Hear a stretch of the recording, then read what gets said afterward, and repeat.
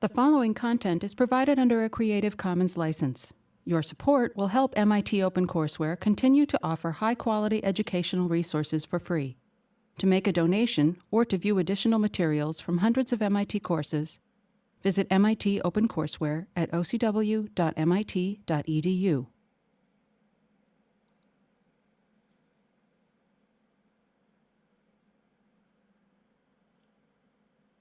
Welcome to Lecture 6. As usual, I want to start by posting some relevant reading. For those of you who don't know, this lovely picture is of the casino at Monte Carlo. And shortly you'll see why we're talking about casinos and gambling today. Not because I want to encourage you to gamble your life savings away. A little history about Monte Carlo simulation, which is the topic of today's lecture. The concept was invented by the Polish-American mathematician Stanislaw Ulam, probably more well-known for his work on thermonuclear weapons than on mathematics, but he did do a lot of very important mathematics earlier in his life. The story here starts that he was ill, recovering from some serious illness, and was home and was bored and was playing a lot of games of solitaire, a game I suspect you've all played. Being a mathematician, he naturally wondered, what's the probability of my winning this stupid game which I keep losing? And so he actually spent quite a lot of time trying to work out the combinatorics so that he could actually compute the probability. And despite being a really amazing mathematician, he failed. The combinatorics were just too complicated. So he thought, well, suppose I just play lots of hands, count the number I win, divide by the number of hands I played. And then he thought about it and said, well, I've already played a lot of hands and I haven't won yet. So it probably will take me years to play enough hands to actually get a good estimate. And I don't want to do that. So he said, well, suppose instead of playing the game, I just simulate the game on a computer. He had no idea how to use a computer, but he had friends in high places, and actually talked to John von Neumann, who is often viewed as the inventor of the stored program computer, and said, John, could you do this on your fancy new ENIAC machine? And on the lower right here, you'll see a picture of the ENIAC. It was a very large machine. It filled a room. And von Neumann said, sure, we could probably do it in only a few hours of computation. Today, we would think of a few microseconds. But those machines were slow. Hence was born Monte Carlo simulation. And then they actually used it in the design of the hydrogen bomb. So it turned out to be not just useful for cards. So what is Monte Carlo simulation? It's a method of estimating the values of an unknown quantity using what is called inferential statistics. And we've been using inferential statistics for the last several lectures. The key concepts, and I want to be careful about these because we'll be coming back to them, are the population. So think of the population as the universe of possible examples. So in the case of solitaire, it's a universe of all possible games of solitaire that you could possibly play. I have no idea how big that is, but it's really big. Then we take that universe, that population, and we sample it by drawing a proper subset. Proper means not the whole thing. Usually more than one sample to be useful, certainly more than zero. And then we make an inference about the population based upon some set of statistics we do on the sample. So the population is typically a very large set of examples, and the sample is a smaller set of examples. And the key fact that makes them work is that if we choose the sample at random, the sample will tend to exhibit the same properties as the population from which it is drawn. And that's exactly what we did with the random walk, right? There were a very large number of different random walks you could take of, say, 10,000 steps. We didn't look at all possible random walks of 10,000 steps. We drew a small sample of, say, 100 such walks, computed the mean of those 100, and said, we think that's probably a good expectation of what the mean would be of all the possible walks of 10,000 steps. All right, so we were depending upon this principle. And of course, the key fact here is that the sample has to be random. If you start drawing the sample and it's not random, then there's no reason to expect it to have the same properties as that of the population. And we'll go on throughout the term and talk about the various ways you can get fooled and think you have a random sample when exactly you don't. All right, let's look at a very simple example. People like to use flipping coins because coins are easy. So let's assume we have some coin. All right, so I brought 2 coins, slightly larger than the usual coin. And I can flip it once, and let's consider one flip, and let's assume it came out heads. I have to say, the coin I flipped is not actually a $20 gold piece, just in case any of you were thinking of stealing it. All right, so we've got one flip. And it came up heads, and now I can ask you the question, if I were to flip the same coin an infinite number of times, how confident would you be about answering that all infinite flips would be heads? Or even if I were to flip it once more, how confident would you be that the next flip would be heads? And the answer is not very. Well, suppose I flipped the coin twice, and both times it came up heads. And now I asked you the same question. Do you think that the next flip is likely to be heads?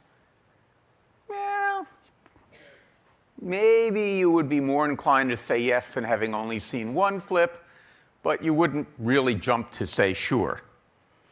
On the other hand, if I flipped it 100 times, and all 100 flips came up heads, well, you might be suspicious that my coin only has a head on both sides, for example, or is weighted in some funny way that it mostly comes up heads.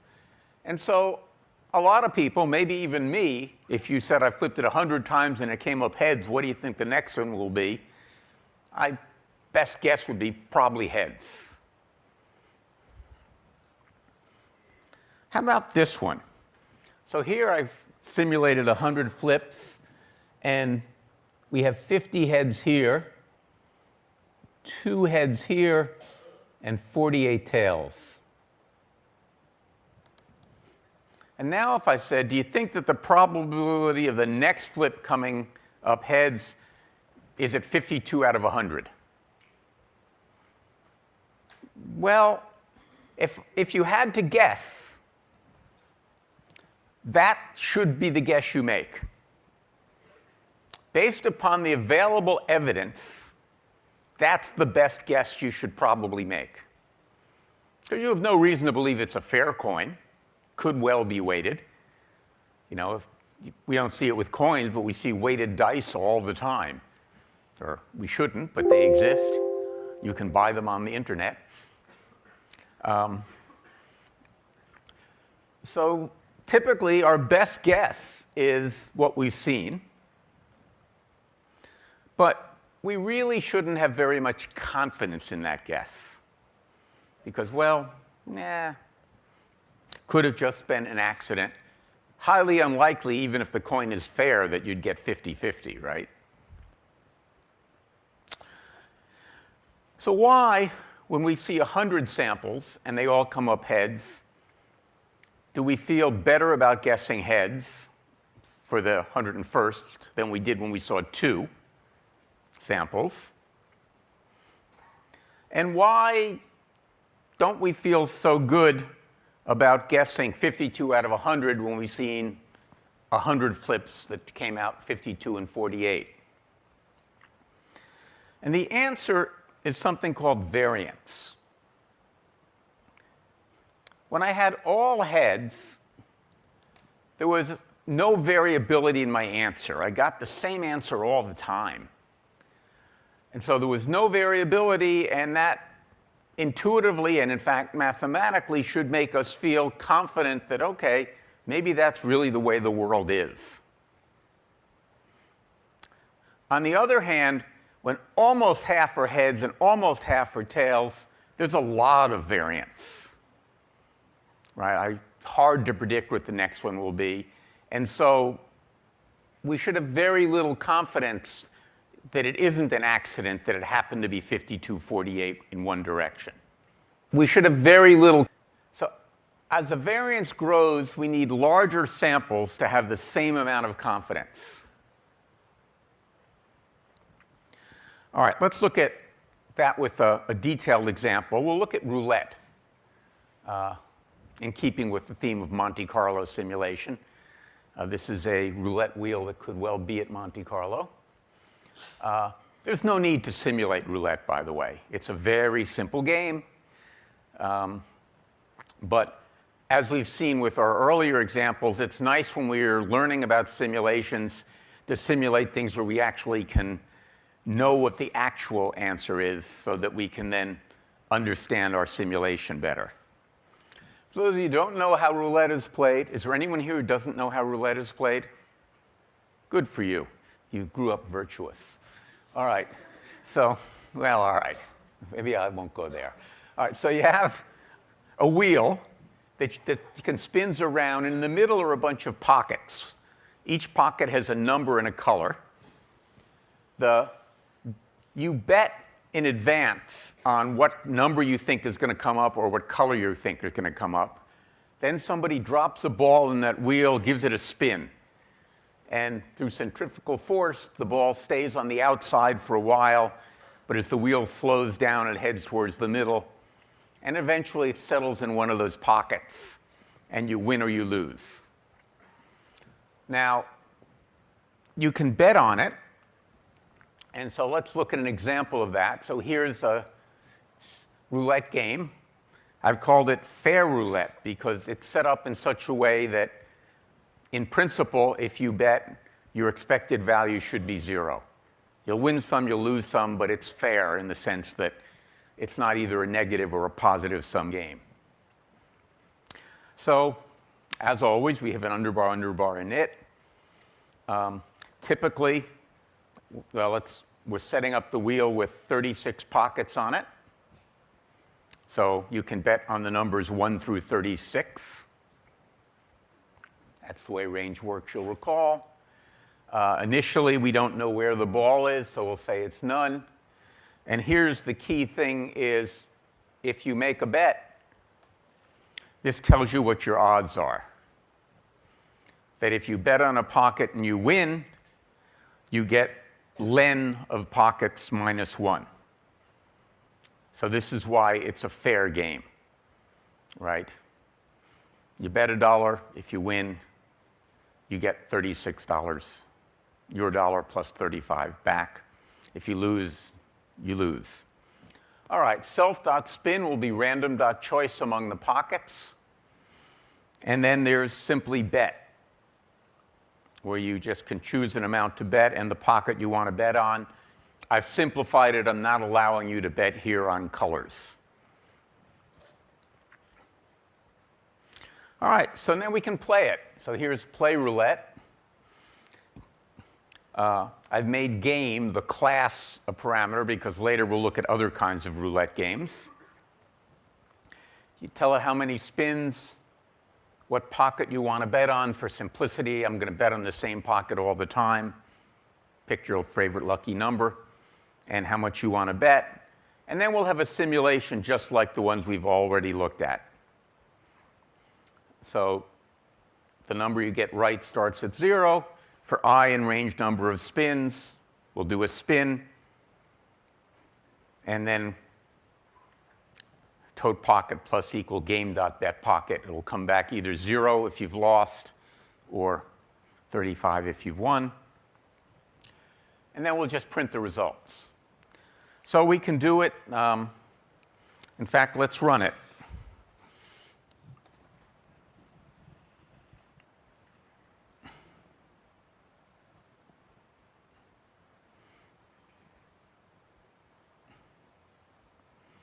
So here it is. I guess I'm doing 1 million games here, so quite a few. Actually, I'm going to do 2. I'm going to look what happens when you spin it 100 times, what happens when you spin it 1 million times. And we'll see what we get.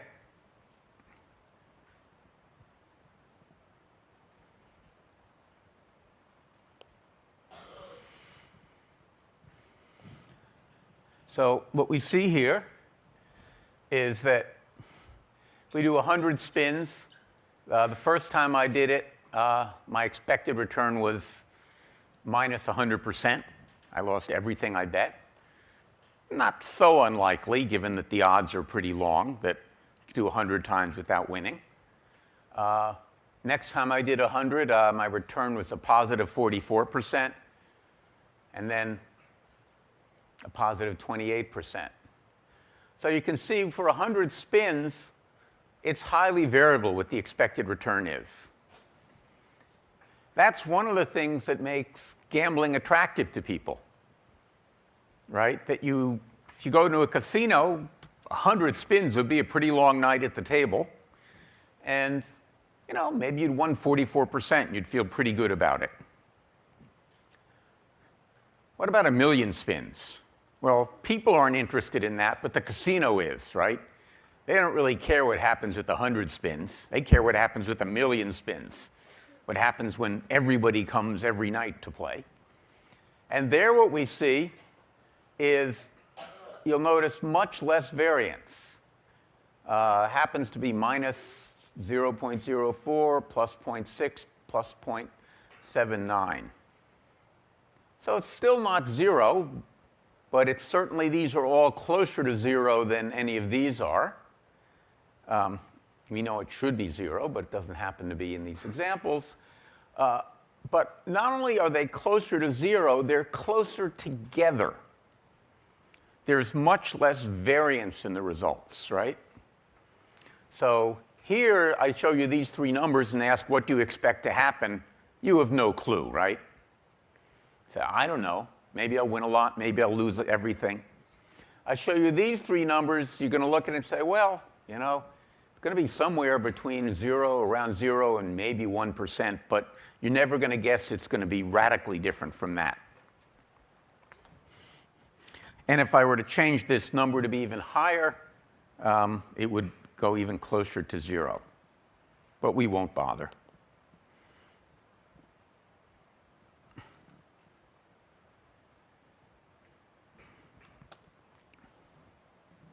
OK, so these are the numbers we just looked at, because I set the seed to be the same.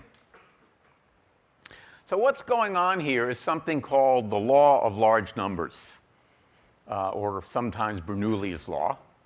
This is a picture of Bernoulli on this stamp. It's one of the 2 most important theorems in all of statistics, and we'll come to the second most important theorem in the next lecture. Here it says, in repeated independent tests with the same actual probability, the chance that the fraction of times the outcome differs from p converges to 0 as the number of trials goes to infinity. So this says if I were to spin this fair roulette wheel an infinite number of times, the return would be 0. The real true probability from the mathematics. Well, infinite is a lot, but 1 million is getting closer to infinite. And what this says is the closer I get to infinite, the closer it will be to the true probability. So that's why we did better with 1 million than with 100. And if I did 100 million, we'd do way better than I did with 1 million. I want to take a minute to talk about a way this law is often misunderstood. This is something called the gambler's fallacy. And all you have to do is say, let's go watch a sporting event. and you'll watch a batter strike out for the 6th consecutive time. The next time they come to the plate, the idiot announcer says, well, he struck out 6 times in a row. He's due. Well, the news is coming out. What's going to happen, people? I think it's going to spike up, so I'm standing in front of this thing with severe, well, limits. We're risking about $20 a ticket here, so we know what we're risking coming in at least. Spread's probably going to get wide, though. I'm going to get stopped by the spread here. So gird your loins. I get my finger on the take profit key in case we come into profits for a millisecond. I started at 19. No, they just crushed me. I put monster stops on that. I think straight up. So now I'm going to put in my. I wrote these risk 50 to make $80 up here. That's the 4-hour chart. So we just blew out of the gate. If you are long on the long leaving the gate there, you're a genius. But I think the spread just went to $8. So I don't. $8 spread. I'm really not counting that. As I'm barely short, lost about $100 there. I'll put some big monster. Now I'll put the buyer's remorse tickets in underneath. Coming in like this. So I expanded the stops on this to accommodate 4 hours down here. On the right screen is the entrance. This is the exits. All the stops and all the take profits are for this is take profits and stops only in this screen, and this is entrance only here. So looks like we're going to spike up a S15-minute chart. So spread's got to tighten up. We've still got to wait another minute here. So it looks like I'm getting filled on my euro. I'll let that one cook. I'm buying the replunge of the euro here.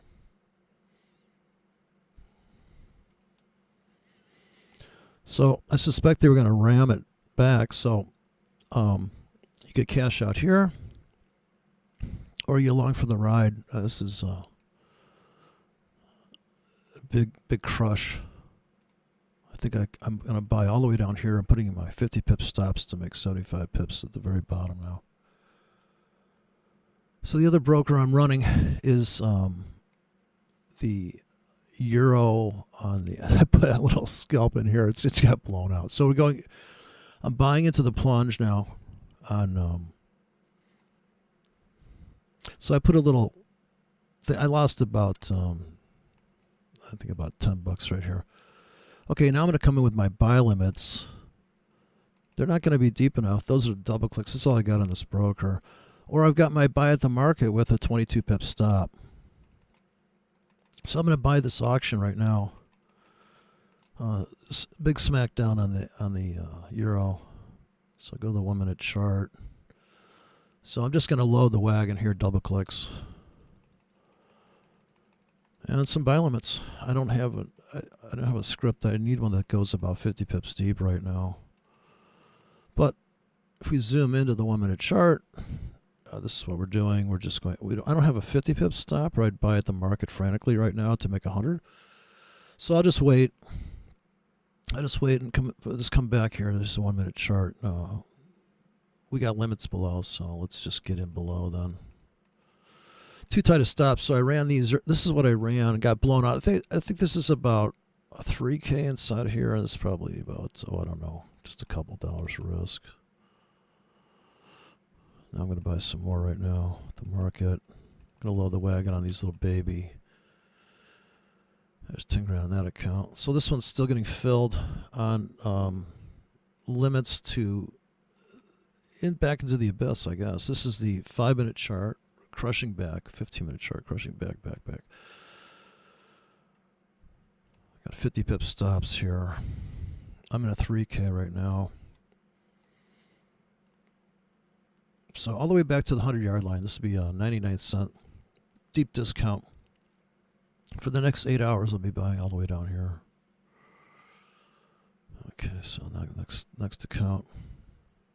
Getting filled here. Up $7. Bad ratios on these two, by the way.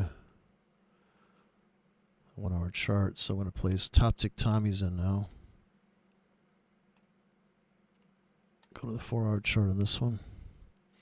So if you were long into that news, you definitely cleaned up on that. They just went offline. Spread's still wide as hell, so I guess I can leave that for 5 minutes like that. I guess they don't want you trying to put in your tight stops here. Oh, the wheels are coming off. I didn't even look at gold because I don't have gold up. I've been building a script bank on NASDAQ, and then I had put in the sleeper cells here. I put these massive grids in earlier. These are like giant kahuna 20 pip window, crusherama. But this smacked into the floor here on the euro dollar. Here we are smacking right, almost right to the round. Then down again. It's just the gift that keeps on giving. So we're just barely feeling this trade. We're in about a 6K now. We're in 6K, looking to get filled on 80K here if it happens, but for the moment, oh, flying back. So that was the euro coming off the floor. Big, massive buy coming in here 5 minutes after. So let's buy at the market. Let's load the wagon on this Cedar FX. I've got the only tickets I've got ready to go here. So I got Cedar running with 20 pip stops. We're going to scalp. That's the 1 minute chart. If it's coming back, it's coming back. If not, we're going to lose about, I'm risking about $3 a trigger pull here, and I'm in about 60K of euro dollar. British pound's tanking. We could put some limits in on that. Let's go to the other broker for that one. Let's go to the British pound. Let's lay some buy limits in on this and walk away. Still only 6K of fill. So think deep. Think deep. I don't know what the news is. I guess it's not good. I don't know. It's not good for the pound. So let's put some scalps in here. Come on. Damn it. Now this is super tight. I would normally run this tight of a rack on the euro. So these are hot spots blended into the... make sure I'm on the right. These are hot spots here I'm putting in. Like these are crazy. 4 hours. So you hit this thing, and it's 22 pips stop to make 22 pips. I jump back in Cedar. I can't even get in front of this train. It's tanking too hard. Let's go to the 1 minute. 5 minute. Here's the 15-minute euro about to go through the floor. Don't have another trade plan here. 15-minute. Here's 5. Hard down on the 5. Here comes the 5-minute buyers. People like to buy if it's down 5 minutes hard. So they're about to stop me out of my 20. My biggest stop here is 22 pips to make 66. So yeah, we got 10 grand. We can be a little sloppy. We got 5 to make 8 here. We need that 1 minute chart though. Now we have to zoom out. Delete all objects. All right, if it doesn't go up now, you're screwed. So that is the 1 minute trap under the floor. It's got to reject this price. I think I'm flying back up. Take out this floor. Take out the high of the day and go full auction. So for you to make my targets are 66 pips, which is back into that. Doesn't look like it's going to happen though. So still tanking. But have no fear, we've got 3K here. I'm putting in single drops to make ungodly ratios here. My best one is 20 to make 50. We're going to cluster them around the round numbers. So bring all your tickets, bring them all down to the 100-yard line. So you have a hot spot down here. So you're only in a 3K, and it's just you're down $5, but it looks like we're going to get crushed. We're going to get major fill here. Major fill. And I'm doing these scalp banks. Here's a bad ratio. Put it in here so you can see this real intense buy zone. Here's a bad ratio. And this is a 25 pip grid, I think. I think it's a 50 pip grid actually. So the 50 pip grid, you try to buy in the 50s. Try to limit your buy to the 50s. Sorry, I didn't switch the screens for you there. I keep forgetting that it can't see my this. So here's a hot spot right here. So here's a bad ratio hot spot. I'm going to double up on the 50-yard lines of these hashtags. And this is 100 pips here. So we're flying back off the floor now. Let's go back to my 1-minute scalper. We got to load the wagon again. We're trying to make 8 pips now, 12. We're trying to make 14. It's 5-minute. Here comes the 10-minute traders. 10-minute charts are updating. Let's go to the 15. Okay, so 15 down hard, trapped under the floor there just by a little nick of a wick. This was the sweet spot, you know. It can always go lower. There's the pound Swiss. Everything's coming in wrapped. Here's a big trap trade. Pound versus the Australian dollar. Very good. Most amazing. Goes and retest here. This here is a 100 pip grid. So the swing traders world is in this stuff. And he be sell limits right there. So you could have sold this on limits and be up on every trade right now. So this shelf, this rooftop, this vacuum, this, you know. The other boxes are just time brackets, but so this one you could have let a crop here, and the top tick Tommy shelf, the ultimate, the deepest vacuum on here is there. Although I suspect the spread here, you would have got filled on the bid for sure, but the spread could have been like this. So if your stop was like this when this happened, I don't know. So a lot of these robots that are back testing wicks do not take into account the expansion of the spread. That's the fake, or that is the flaw in that. Let's go back to our friend, the NASDAQ psychosis. Oh, looks like they stopped me out of that. What happened? Oh, they went down. So if we had a wide enough here, let's throw some buy limits in. Looks like they're crashing the stock market. Oh, those are too tight here. So you can't turn your back on this. Look at this 5-minute chart on NASDAQ. What happened? Did they assassinate somebody? What happened here? So why it's so difficult to trade? Like, I think I just lost. I wasn't even watching. So don't try to trade NASDAQ. And here's my biggest stop is $50 right here to make 100. Let's get down here then. So you'd have to put in like a $500 stop there to make 1,000 in NASDAQ today, right? So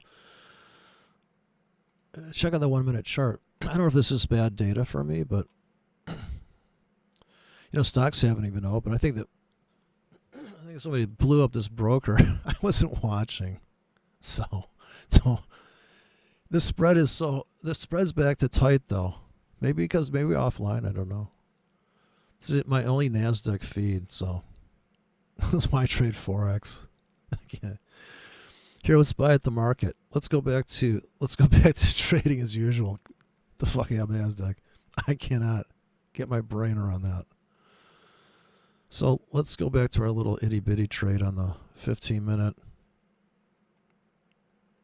Okay, let's load the wagon again.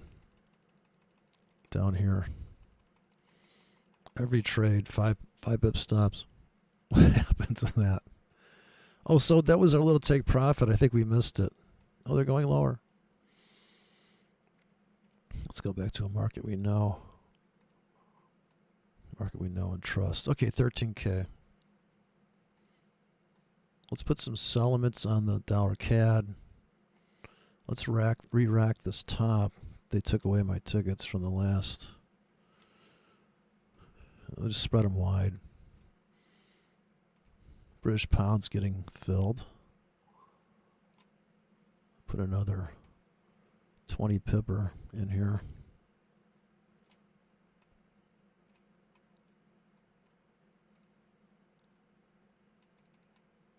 Okay, look at that euro. Jesus. Okay, we're making some money on this fucking cedar finally. Back off the floor now. Finally paying off on these market orders here. $80. That's not enough. It's just insane, dude. It's insane. The guppy doesn't care much. Jeez. Bitcoin doesn't care. New Zealand dollar's tanking. Wow, look at that. I don't have any scripts for it on this broker. All the way back to the starting gate. Let's buy some more. Beautiful. 1 minute chart. Another chance to buy. Back to the starting gate on the 1 minute. Coming at the market now. Just all I have is on this broker. That's all I got. So the problem is not having the right trade plan when the circumstances arrive. Back into 60K now. Put some, I should have put this in. So if I had the right re-rack here on a 30 minute, you know, see this 30 minutes too shallow. This is like for Asia. So, okay. All right, my targets are up there, stacked and racked. This is the 5 minute. Let's clear the arrows off. So that's your classic fractal example that you come back to the starting gate even on the 1 minute chart and you actually go lower by one more tick. So this stop hunt is relentless. You got to come back and tag that again. So this 1 minute drama, now we're setting up for the blast. We hope to this. And then we take out the high of the day, and everybody loses their fucking mind to the top side, and it becomes the scalper's paradise, the swing trader's paradise, the auction of auctions, the monthly beatdown, the 4 hour smash to the floor, back down again, the trap under the floor, and now we're setting up for a top, become a bottom. On the 1 minute, you know, all these guys got their finger on the trigger. Okay, if it comes back here, this top becomes bottom. And this is all going to happen before stocks open. Unbelievable. Stocks must be going to open down through the floor. What's going on here, people?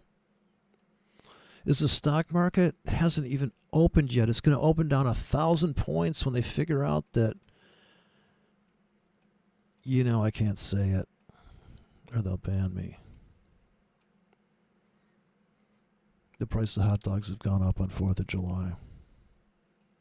And there's a reason for that, people. So I don't have a trade plan for this market. Do you have a trade plan for the NASDAQ dropping? I'm just asking for a friend. Do you have a trade plan for that supply and demand trade on the NASDAQ? I don't think anybody had a target this big. Holy shit.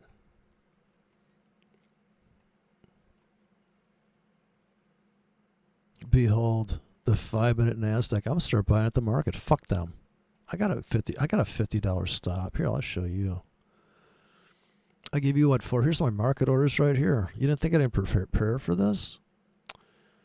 Oh, that's the wrong ones. Wait. Okay. Shit. No, it's going to be in here. No, it's in the other one. NASDAQ buy. Market orders. This is my widest stop. It's $30, man. Let's go.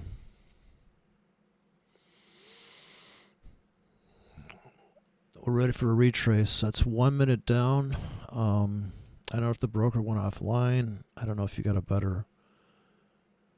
Let's put some limits in now. Come back in gently.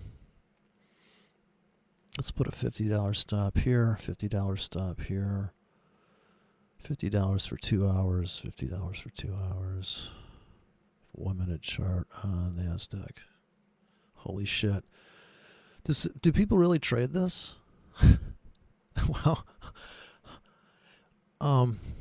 I guess a stop entry here would have worked. Maybe with slippage. Oh God! Hey, look I'm up $25, coming up on my target. I think I get out. I'm trying to rebuild the account here. Let's put a $50 stop to make 100. That looked like that was going to cause problems.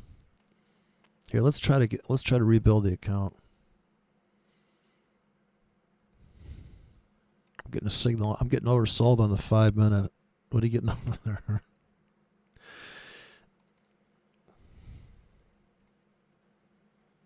I don't have time to bring up a symbol on another broker for NASDAQ.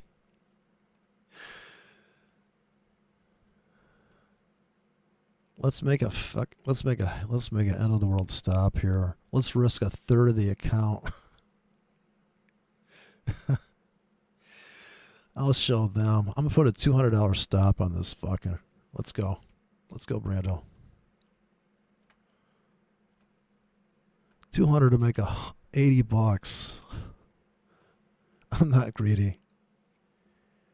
I'm not greedy ticket.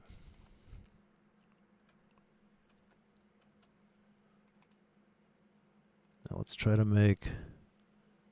I put too many zeros in that. All right, $80.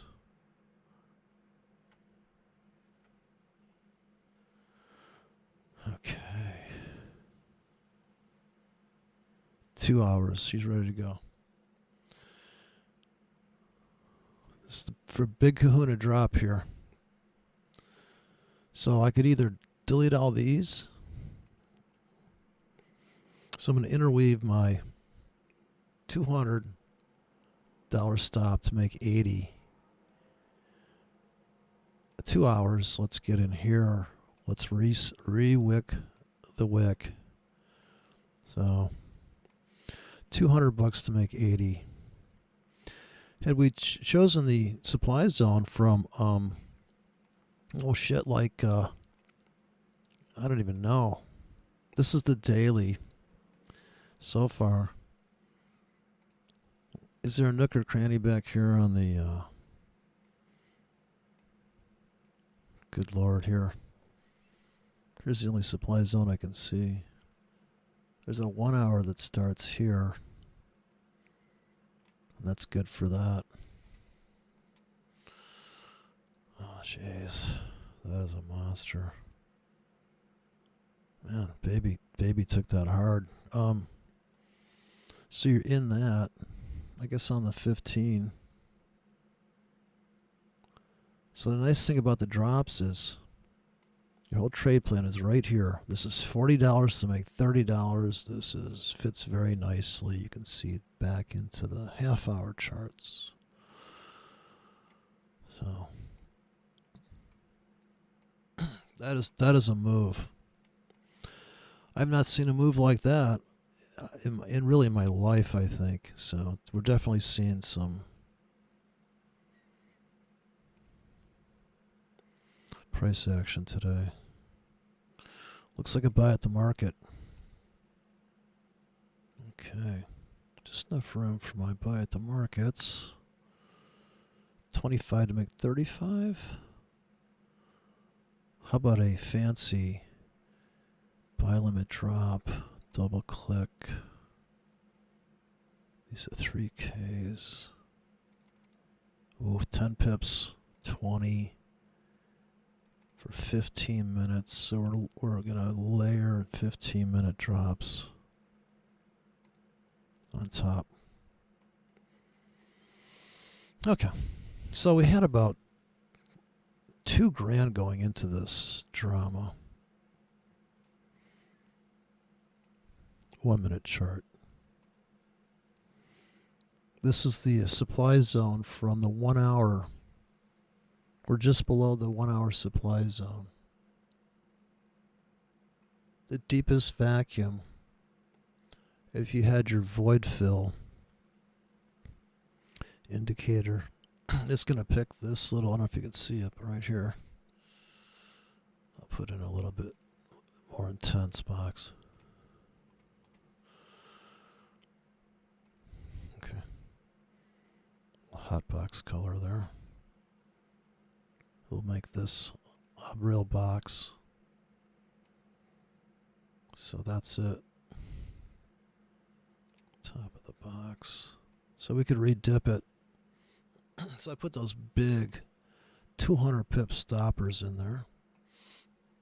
So we're coming out of the box here. I wish I was in a bigger position, of course, but like this is how it is. And this is the problem with a lot of this, is that people that buy oversold, or if you stacked up a rack, starting here, you just blew it out. I mean, I just blew it out, but I had just very Spartan tickets in this box. There's this supply starting at the low of this day. And now you're just completely on the other side of the tracks. And if you go to the 1 minute chart, that is the abyss line. And now we're going to try to trade at the market and jump on the train here as we come screaming into the top of the hour just before stocks open. I have to have my finger on the buy limit trigger, though. I'm going to go for a break even, maybe. I got pendings, though. So disciplined trader is going to wait for the pendings to expire. Or are we going to load more limits, right? Let's do a 15 deep rack. I think the total cost of that's like $30 or something. I'm not sure. Got a master stop. Okay, we have to buy at the market. We're going to chase it now. We're taking off into the abyss north. I'm just going to go into a... And I'm put that 60 pip winner in now, and this is not bad. I wrote this one yesterday. 25 to make 35. It's not a bad compromise. It's got an exit here, which has no handle. It's not even a ceiling for anywhere yet, so we're just in the middle of possibly getting overfilled now on the limits, since I just bought more at the market and just maxed the account out again. So let's put some limits in then. I'll go super tight at 10 pips, $10 deep. Just max it out. Top of the hour is going to come here in 3 minutes, so we could still smash all the way back here. I wish there was enough money in the account here to capture that. So that's how I normally trade in forex, but the leverage here is only 50 to 1. So we're waiting on some fat finger to pull the trigger in 1 minute. He has to pull the trigger right now. Some guy has to say, yes, this is the launching pad. Let's all get aboard the train.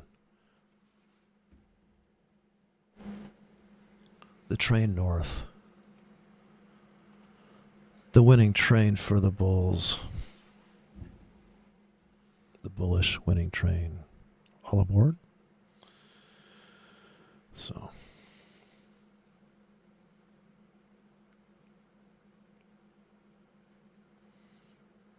Stocks are going to fall out of bed on the open. Oof, let's go. Let's get in that one right there. They try to stop me out, but it didn't work. Oof. Retracing into the Dow open. Targets aren't big enough. That's all right.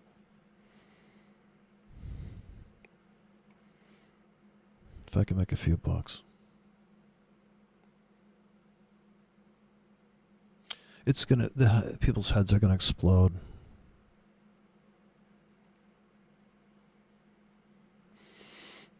I gotta go back to the Cedar FX trade. It's a buy zone right now. I gotta pull the trigger. I'm trying to jump around. It came back for a retest again. I made about $100 on that scalp out. I'm reloading the wagon here on the 1 minute Cedar euro dollar, top of the hour. So it's going to be a shaved candle. On the hour, it looks like, holy shit. So this is where you load the wagon. If we can get in before the close of the hour, I'm just going to keep frantically pressing the button. I'm getting fills though. Cedar FX is giving me fills.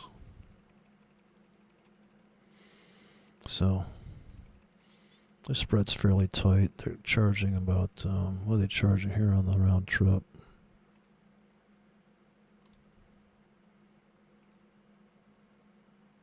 Zero commissions. So this is the best broker, really. Cedar FX, I would say. If you're just going to trade 500 to 1, you're just paying the spread here. So when the spread goes to zero, you know, Cedar FX has got your back. So, and on my limits too. I think that's why I wrote these limits for this broker. So this is the one, when the spread goes to 0.3, you're going to get that price. Pull back on the 5, retesting, buying again at the market for 22 pip stop, load the wagon. It's officially 9:01.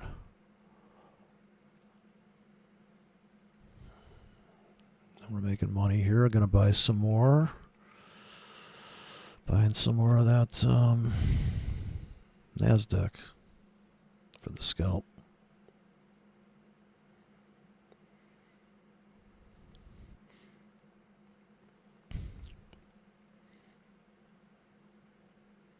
One minute chart. NASDAQ needs a 1 minute chart. Trying to crawl out of the box we fell into.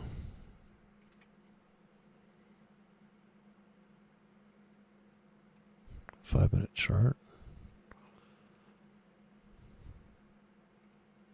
Yeah, futures is down hard.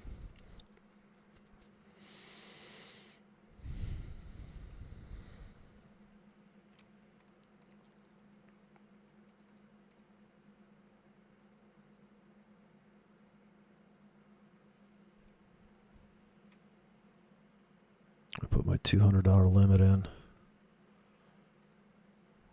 Big drop. $200 stop on that.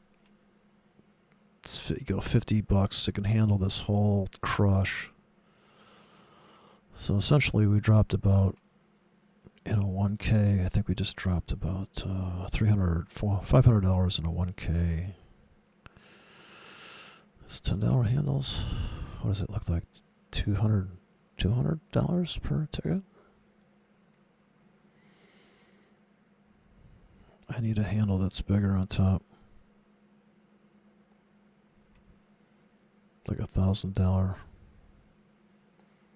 grid on top of that. Okay, we're cashing out of something. Just let it cash out.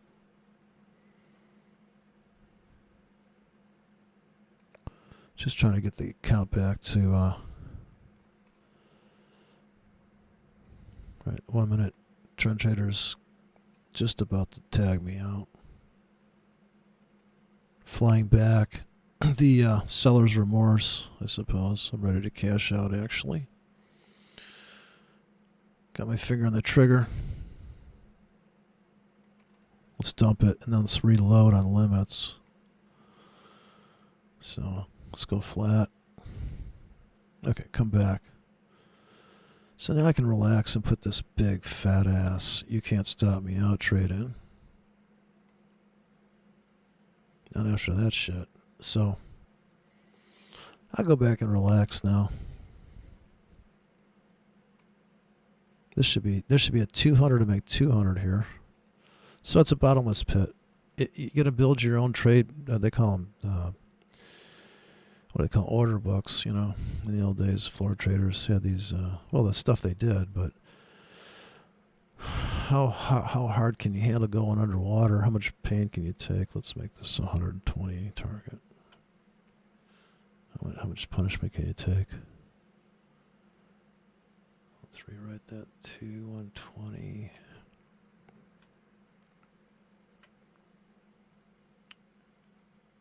Okay. Is that right?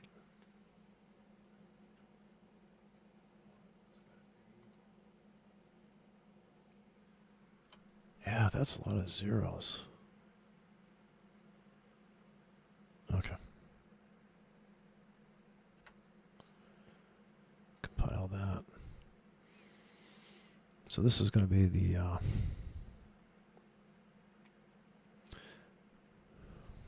so 50 to make, if you go 50 to make 100 down here and it lasts 4 hours, when the Dow Jones opens, it means the market would have to come slamming all the way back down to there. And my cedar is making money. I'm going to add to the cedar trade for euro dollar north for an engulfment of the day. In the end, we're looking for the euro to take out the high. The pound just smashed down.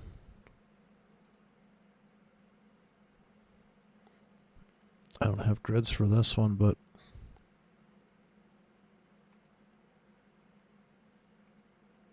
Bitcoin's on the edge of the abyss.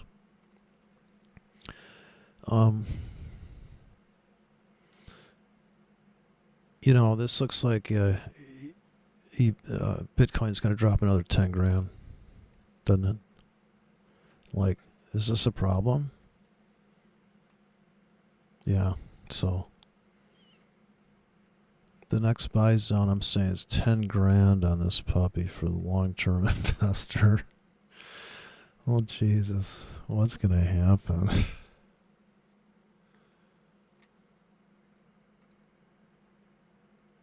Bitcoin's got a problem, huh? I think Bitcoin's doomed. It's Bitcoin on the ropes. It's a rope-a-dope. Oh, the poor people buying the Bitcoins. You couldn't have stopped them. There's nothing you could have said. Let's try to look for another instrument. Let's bring up the... Oh, I still got a trade going here. Fucking Hugo. Hugo's coming back to fill me now. After the hump and dump. I got my big ass, you can't stop me out trades. Here, $50 to make $50. Coming back on the 5. Let's put some scalps in. 30 to make 20. 2-hour drops now. We scalped a dead cat bounce. We got out here at the market. Now we're looking to load on a retest.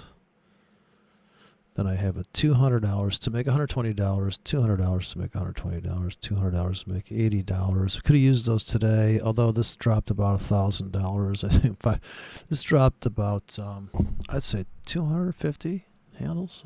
Let me put on a indicator to maybe clarify that zone. I don't have any stuff like that. Indicator list. Stuff you got to do before the market opens. I have some gold handles in here that might do it. Let's see. There you go. That's $100, right? It's $100. Okay. So we went down $400 if you sold the top. So that makes it easier to do the math. You could have placed a 1K up here in this supply zone. You could risk $100 stops to make 500 on a crop of orders placed up, and that's very true. You could have done supply and demand trading. Same thing here, right? Same idea. Not as much money, but another. Pick your box. You got $100. You got a $100 box to buy. It's a $100 grid on top of a $10 grid in the S&P 500. All you got to do is the math. You know. I'm up $17. I think I'll let it go. I want to reload. Try to scalp it now on the 5.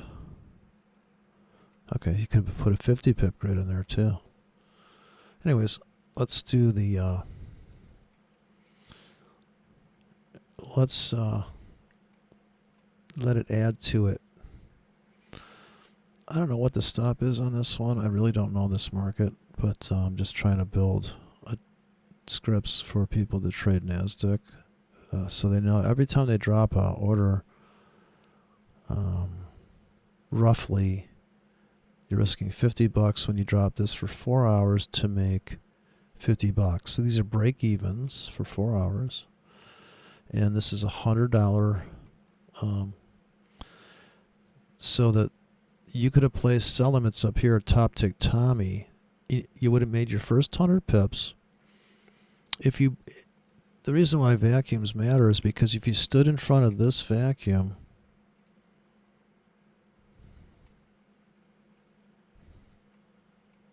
let me try to clean this up. Notice this insane. So this is the low of the day. It's the depth of the vacuum that matters. So look how deep this thing goes. And that 1 hour notch is this one down here, super deep. And of course, there's this area here that if we ever would have went there today, I'm sure there was robots or people that were like, you know, the news is coming out. Don't put it past them. Try to put this in perspective. If you go to the 4 hour chart, that window that looks so dramatic, you know, here's the, so it happens a lot that the market smacks down like that. I think this is where I started trading this last week, or last week I started running these NASDAQ orders, and here's a crush. And that's the truth of it. You can, when you fix a scale like this, you know, if you're trying to make the floor is 100, is this many pips away. How can you position yourself for the rest of the day to make it back to that? You'd have to go to the 5 minute and say, well, you know, this is a great place to have a stack of tickets for the retest because, you know, we could just, stocks haven't opened up yet. So I could just take this ticket off and go flat and wait. So this is a monster rack. I think I have potential easily blowing up the account if the market should rocket through that. That's why it's a demonstration account. So this is, although I don't think Hugo, in other words, this is the slippage from Hugo. I think the other brokers probably have this, but they went off, you know, so people are going to complain, you know.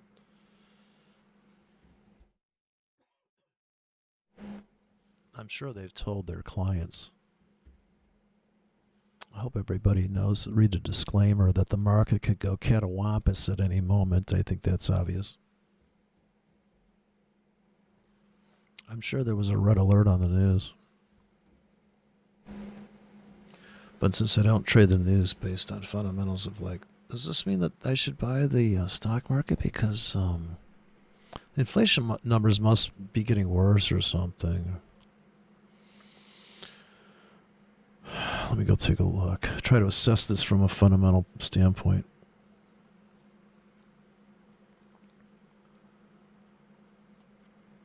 Are we going to engulf? Are we getting a full auction on the euro finally? I'm finally making money on this goddamn fucking, since I was stuck trading only this particular script. So I think my targets aren't big enough here, so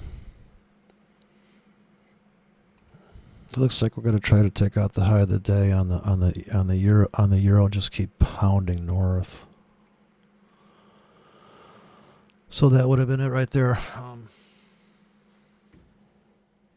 That is the sweet spot.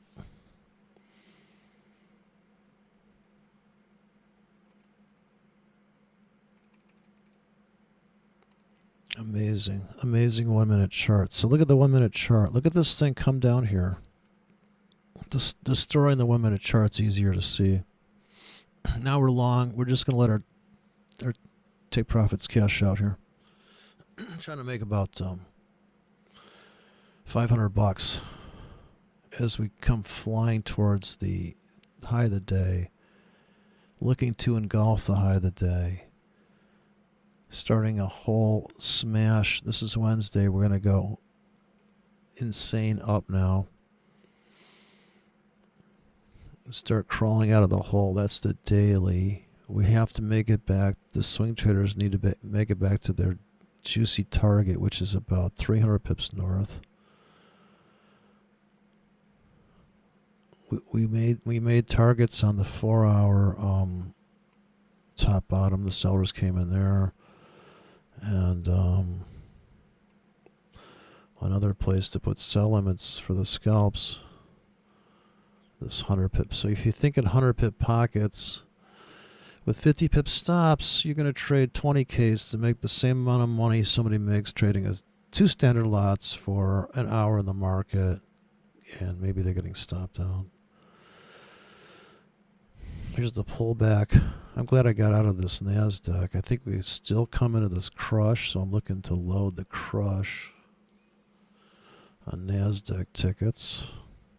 Writing scripts for NASDAQ. Well, you know what? I got stopped. I lost $500 here. I didn't see it happen because the broker went offline, but that's all right. I don't take any. We're going to buy any kind of pullback on the, so on the 1 minute chart, it's like literally coming back into the fair value. I'm gonna call fair value is everything that's happened so far is the current fair value. So if we come back into that, that'd be about as good as it gets for me. I might get stopped out of some stuff here, but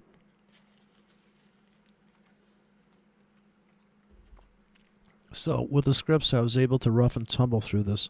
If it wasn't for me cashing out here, I would not be at 2,200. So, you know, it was at 1,500 on the crush, you know, but I put the tickets in. I knew the risk. They filled while I wasn't watching, like I was in Canada. I wasn't watching. They got filled. So I got a lot of exposure here. These are all 1Ks. And okay, we're coming back into this fair value box. It's kind of Robinacci. Okay, we're at 2,200 there. What's going on here in the Cedarville? Cedarville's not charging any commissions. Pretty cool.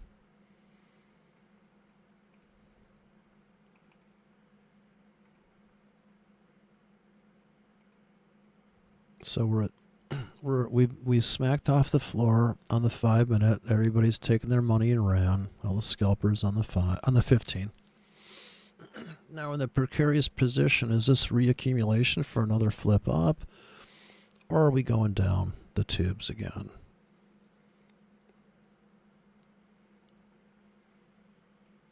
This is just I think this is like the first 2 hours. These are 2 hour boxes. Trying to take me up to 6 hours into the market here. There's no special meaning on the color. It's just to make it a different box. 15-minute chart. Let's put some limits in. Jesus. So here's my double clicks. This is the only time to use them, actually. Just add to a couple little tickets there. I'm only in a standard lot.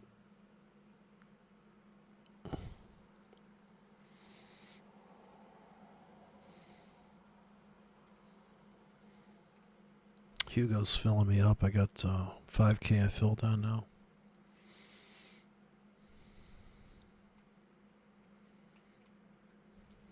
If they blow that out, we're doomed. Stocks cash market opens in 11 minutes.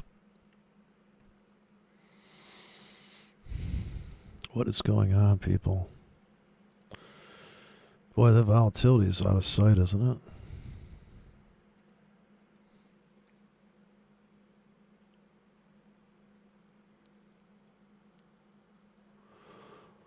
Okay, we just closed out the 5-minute charts.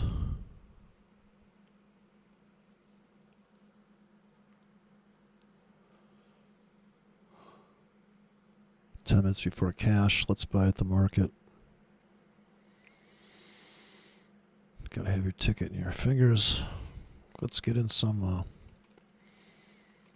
I'll put a couple big winners in there, but most of it's gonna be just trying to make $40 here, $60. 30 to make 60.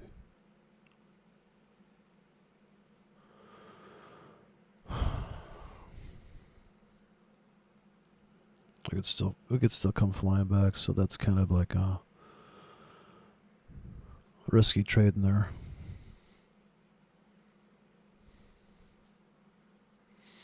Plus, I didn't wait between trigger pulls. I just go boom, boom, boom, boom, you know. No, you should probably wait, go boom. Wait for it to drop. Because, you know, just because you have a machine gun doesn't mean you need to use it. Come on, think about the gunpowder.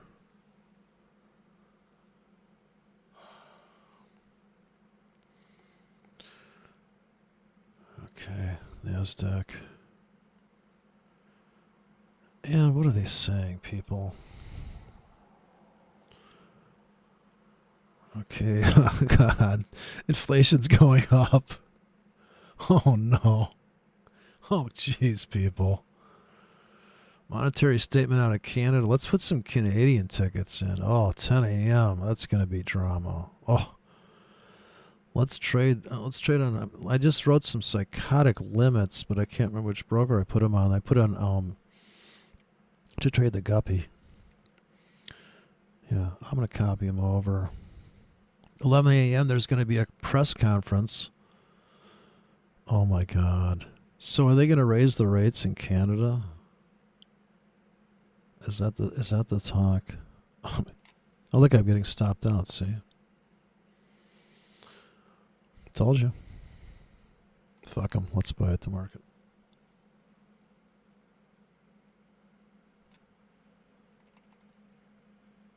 Okay, I'm gonna put my tricky limits in.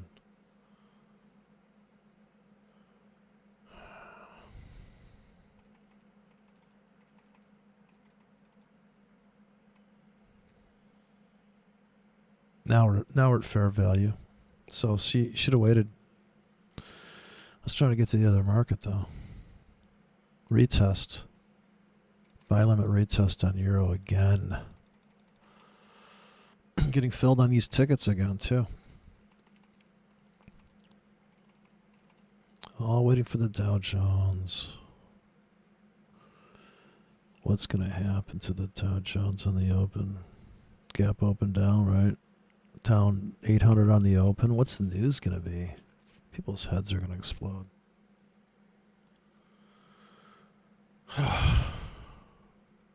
Unreal. Amazing. People are just... their heads are exploding at the pump. Yeah, I saw the price of gas went down a little bit, so that's not so bad. We're down at... if you pay cash, you can get it for $4.50 here now. $4.50. That's right, people. Step up to the pump. Credit checks at the pump. You take your social credit score at the pump now. They give me a discount if you smile at the pump.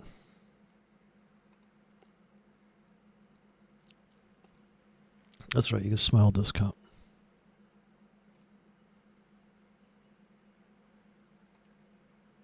Shows you're a good citizen.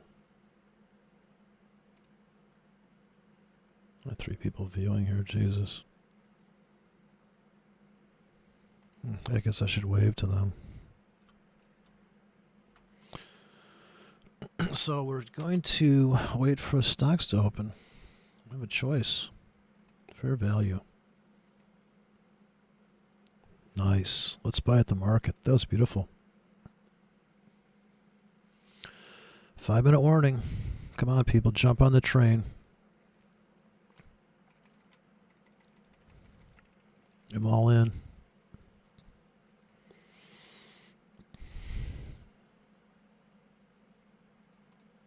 Trying to make 60 pips out of this box. 5-minute. We should have some type of reconciliation. I mean, the difference between futures and cash is so abrupt that we're going to try to hit that 100-yard line there, cash out. On the way to the 100, see, my targets aren't even to the 100. They're actually kind of low.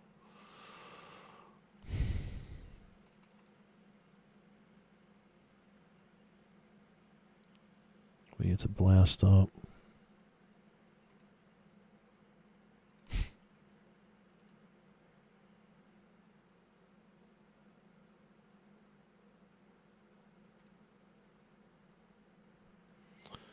Got to blast up. 1-minute chart's taken off. We got to get past that yellow line. Trapped under the floor of that wick. That's the lonely wick on the 1-minute chart. Okay, we got to bust north hard. We got 4 minutes before cash opens. Let's see some drama, people. My targets are just outside the box, so we're not going to ride this thing for more than $60 per ticket. Retest on the Cedar. Cedar account is retesting. I put these double clicks in. That's all I got to run with here. Double click markets.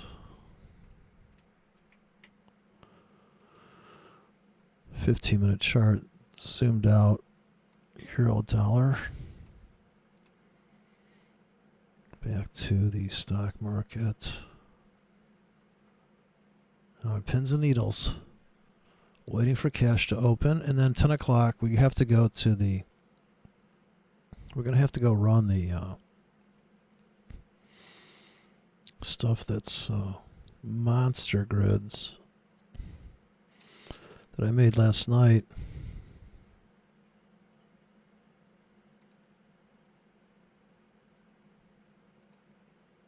I should be in here.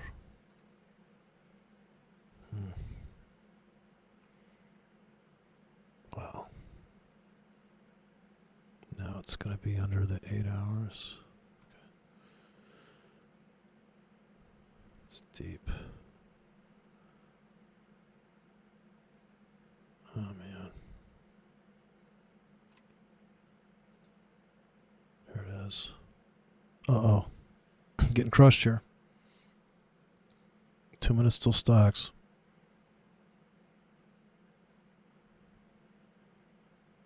Don't try this at home. Okay, here it is.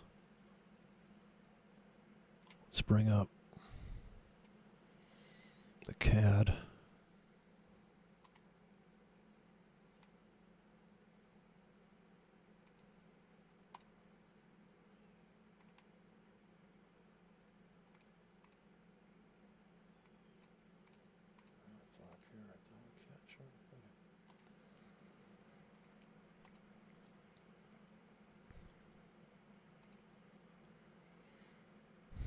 Dollar CAD.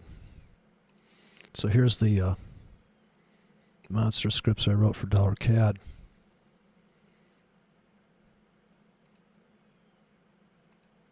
$120 pip stop. It's a 120 pip stop on that. 8-hour drops. I'm just going to bracket the day, and then I'm going to go to the 1 hour. And I'm just gonna. This is about a. This drop cost about $60, and it's only gonna make $30. It cost you $60 to make 30. So I'm gonna put this in. I'm gonna see what happens. Come right up under the market now with this drop.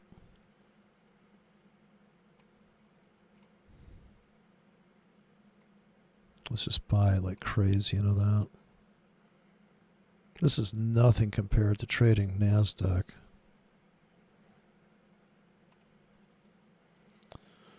Okay, we're coming out under fair value now in NASDAQ. Stocks are open. We have to go straight up now, or we're doomed. We got to get out of that auction, 1 minute auction. We got to get out of this fair value box.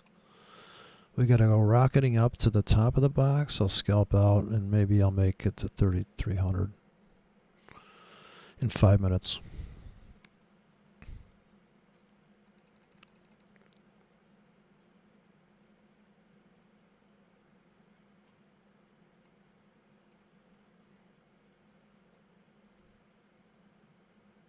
It's only been 1 minute.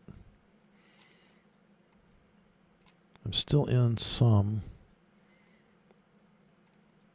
I could cash out right now at the top of the box. I guess I'll let it go. Okay. Yeah, it took me out. So, perfect exit. Now I want to reload with those big, giant end of the world stops. Have to get back to my NASDAQ thing now, so that's the only problem with that. We got to close down FX and get back into NASDAQ. Okay. So you got to get to these things. I mean, I can see the opportunity, obviously, but okay, we're going to buy the pullback now with this giant stop of $200. We could have sold the top of that box too. We didn't. We actually got out there. So now I can just okay, 1 minute chart. Let's put some scalps in here. Are we going to come back into that supply thing and crush? You know, like what's going to happen here? Okay, confirmation guys are buying here. It's back into this new box, and that's that. The other option is to do this. Close all tickets. It's going to close those tickets on the CAD too. The whole platform is going to close out now. And just walk away. All right, you're done for the day. So we made $2,200 trading NASDAQ. Even though, if it wasn't for the scripts, we would never survive that crush. So I'm going to reload the ones from FX.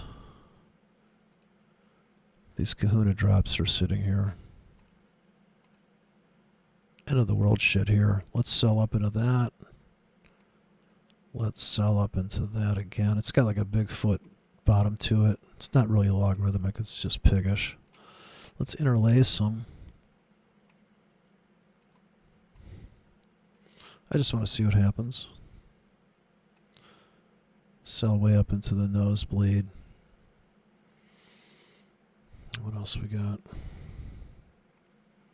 Cedar's still retesting. I'm not getting out of this euro, it looks like. They're making it painful. I guess we're waiting for that CAD news. Pound CAD's coming unwrapped. Anyways, let's buy at the market. It's all we got available. Just treading water here, building a giant long position, looking for the engulfment of the day. The final postage stamp. Last trade of the day. Unless you're holding some big monster thing.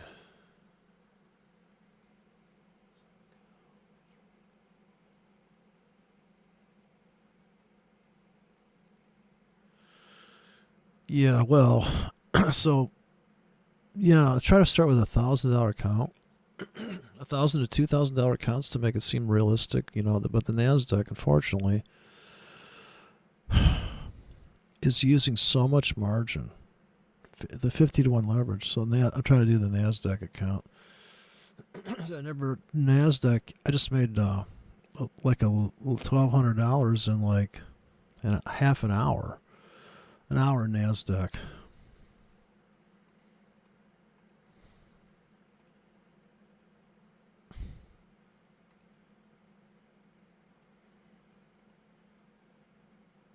Look, it just retested. Do you see that? That's the 1 minute chart. They just retested that supply zone. That's $50. I took off my limits. I had limits there. So I could just reload the wagon here again. It's bottomless pit on this thing. It's insane. I cannot believe this market. Here's $40 stop here to make $30.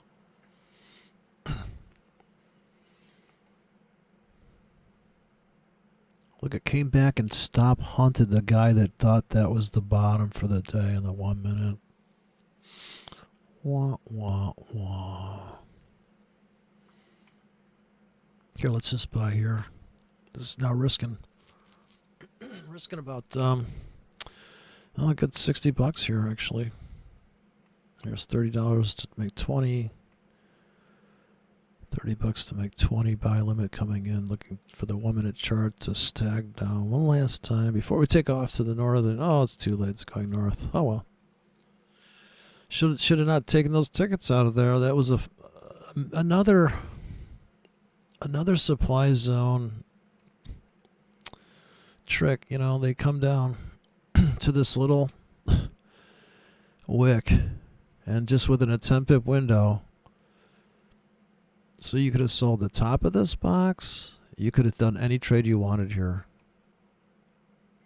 If you like to sell, you drop this up here, it's a sell. You drop it down, it's a buy. It doesn't get any simpler. These are single drops.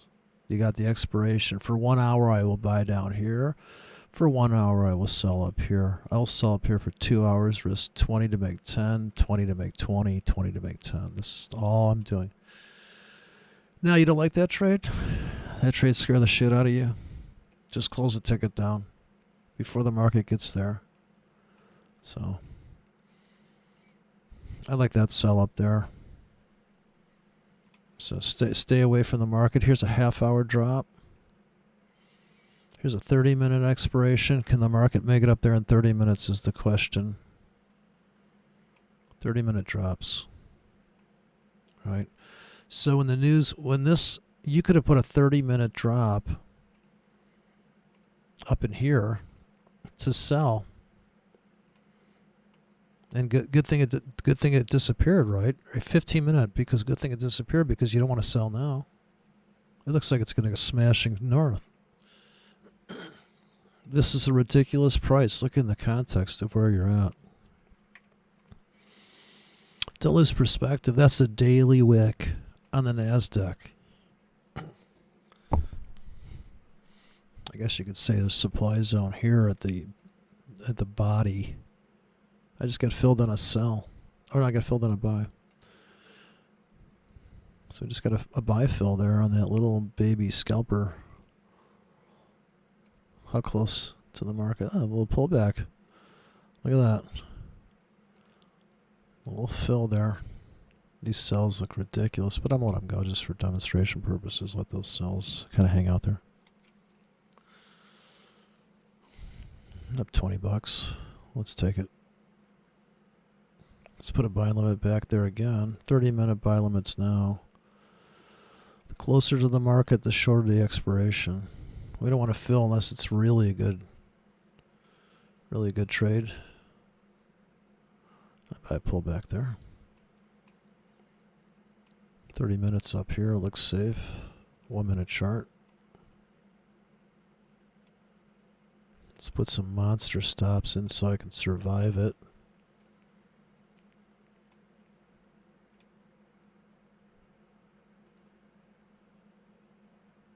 And that's so far back. That's such a long way back home. That's crazy. Look at that. Back to the 100-yard line. Well, so you cluster your orders at the 100-yard line, just above it. I'm sure this is going to be right for the selling later. These are now sells. So they turn red. The arrow turns red if it's a sell. Or no, these are black. Are these maybe all the same color? These are black, I think. You can make it be red for the sell, blue for the buy. I think they're all black though. I'm getting a fill on the sell here. Reaching into my sell limits now into the floor.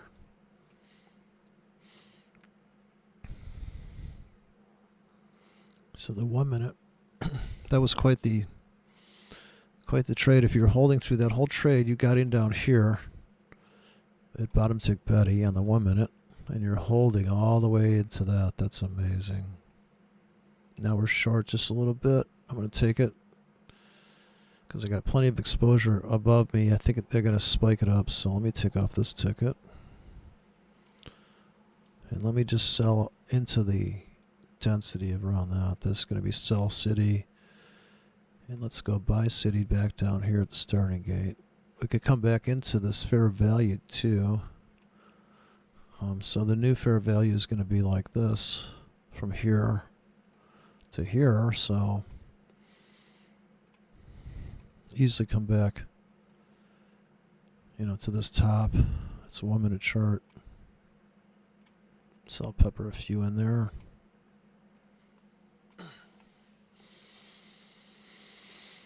Okay. So I gotta take a break here, and I'm gonna put on this guy talking about Monte Carlo, guy from MIT discussing Monte Carlo simulations.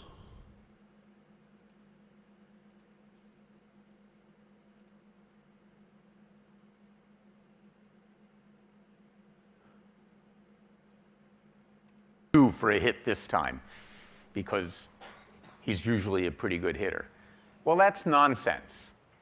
It says people somehow believe that if deviations from expected occur, they'll be evened out in the future. And we'll see something similar to this that is true, but this is not true. And there's a great story about it.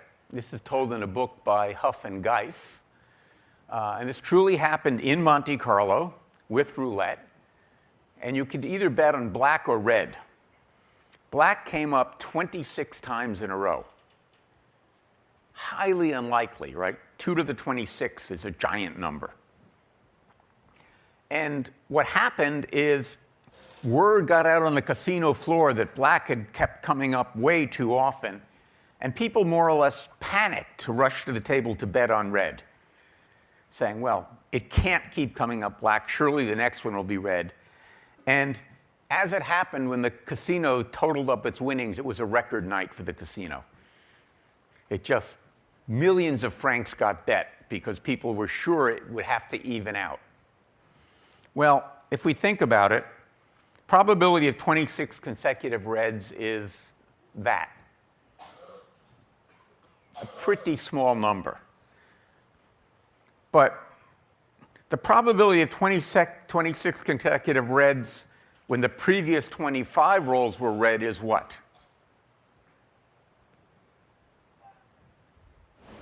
No, that. Oh, I thought you meant if it did it 26 times again. No. If you'd had 25 reds and then you spun the wheel once more, the probability of it having 26 reds is now 0.5. Because these are independent events, unless, of course, the wheel is rigged, and we're assuming it's not. People have a hard time accepting this, and I know it seems funny, but I guarantee there will be some point in the next month or so when you will find yourself thinking this way, that something has to even out. I did so badly in the midterm, I will have to do better on the final. That was mean. I'm sorry. All right. Speaking of means, Ooh. See, Professor Grimm's not the only one who can make bad jokes. There is something, it's not the gambler's fallacy, that's often confused with it, and that's called regression to the mean. This term was coined in 1885 by Francis Galton in a paper of which I've shown you a page from it here. And the basic conclusion here was what this table says is if somebody's parents are both taller than average, it's likely that the child will be smaller than the parents.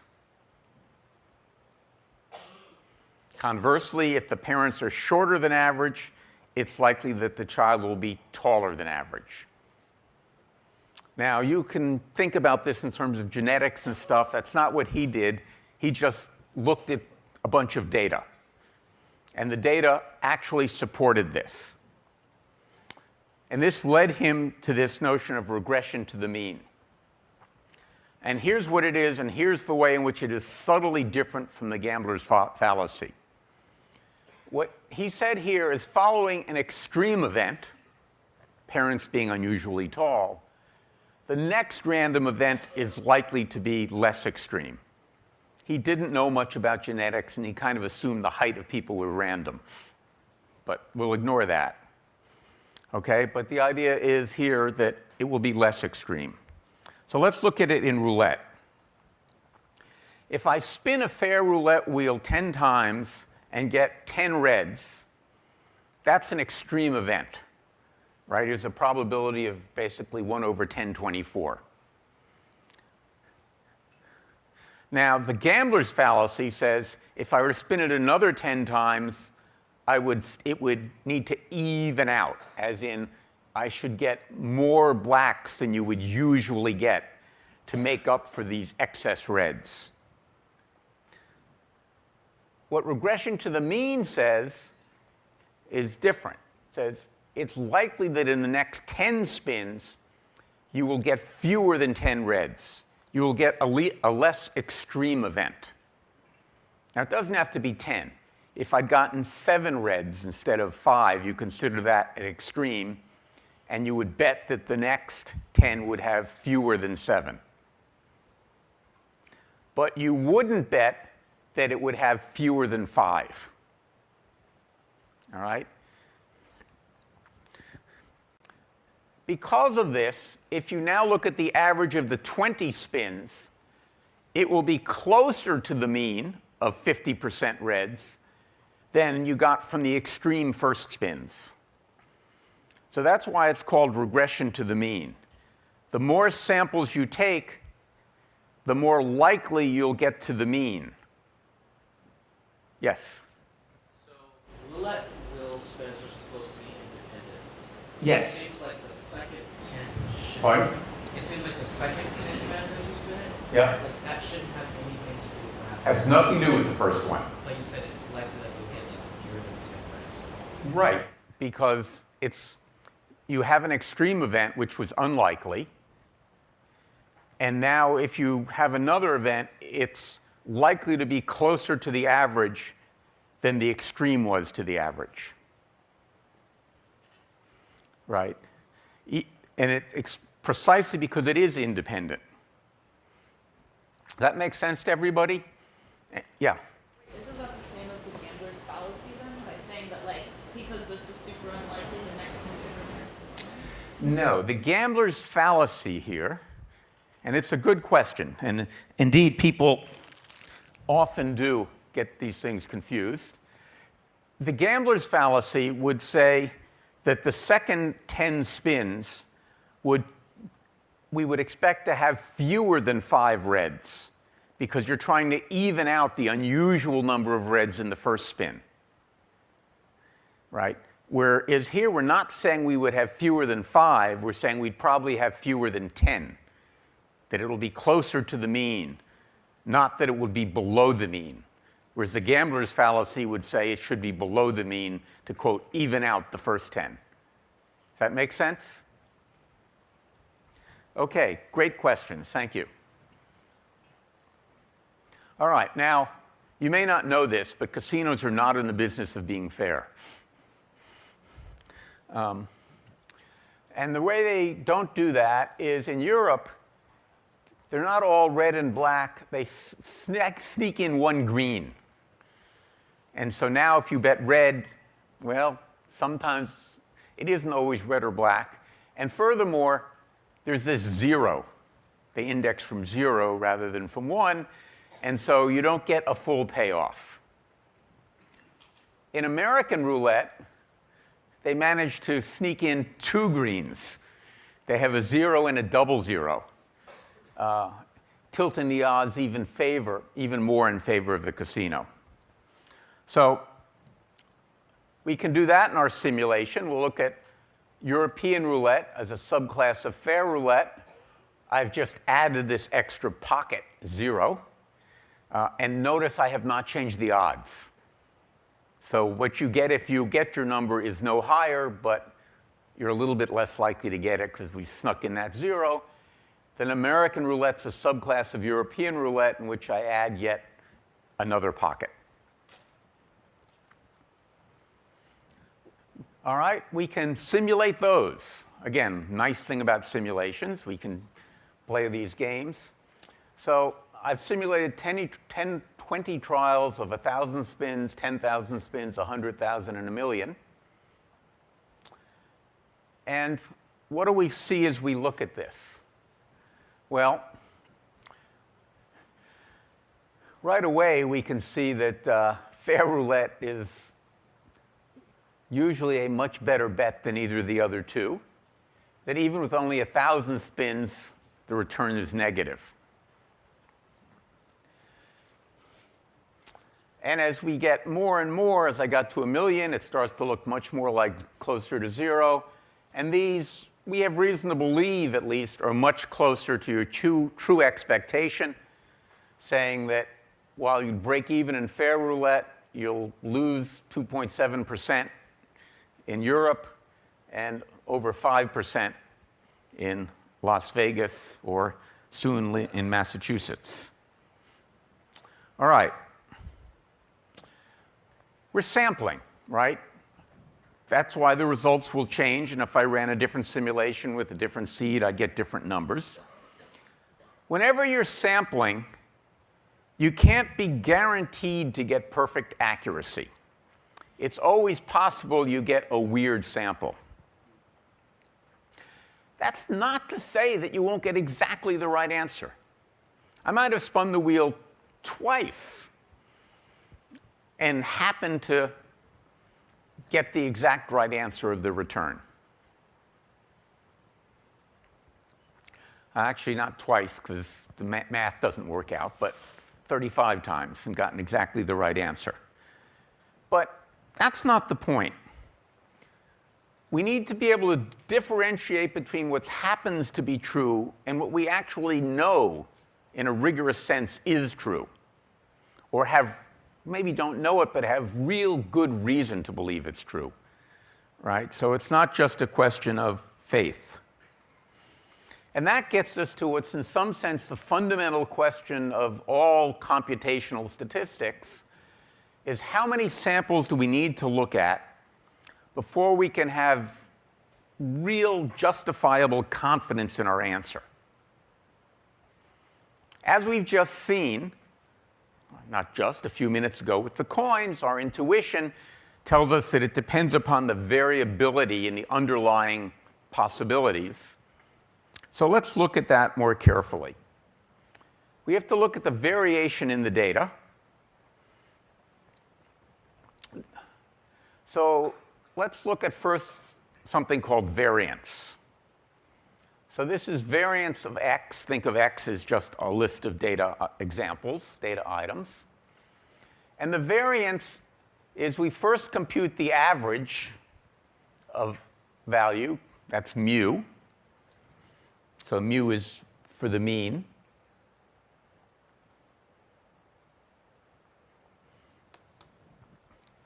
For each little x and big X, we compare the difference of that and the mean, how far is it from the mean, and square the difference, and then we just sum them. So this takes how far is everything from the mean? We just add them all up. And then we end up dividing by the size of the set, the number of examples. Why do we have to do this division? Well, because we don't want to say something has high variance just because it has many members, right? So this sort of normalizes by the number of members, and this just sums how different the members are from the mean. So if everything is the same value, what's the variance going to be? If I have a set of 1,000 sixes, what's the variance? Yes? Zero. And just, you think this is going to be hard, but I came prepared. I was hoping this would happen. Look out. I don't know where this is going to go.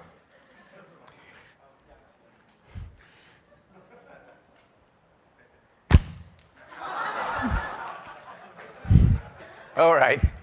Maybe it isn't the best technology. I'll go home and practice. All right. So, and then the thing you're more familiar with is the standard deviation.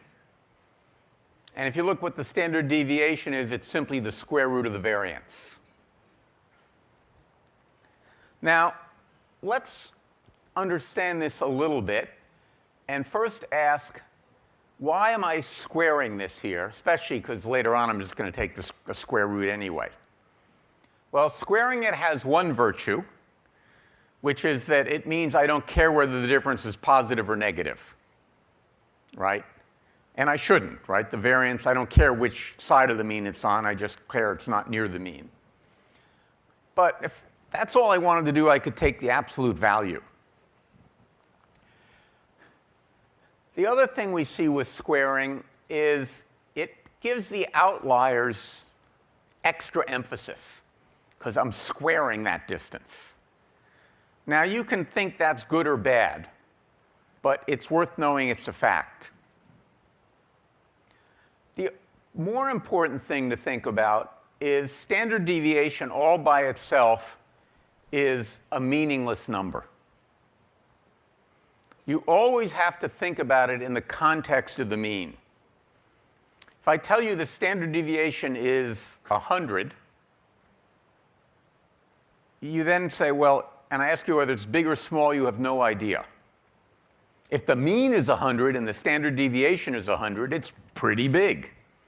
If the mean is 1 billion and the standard deviation is 100, it's pretty small.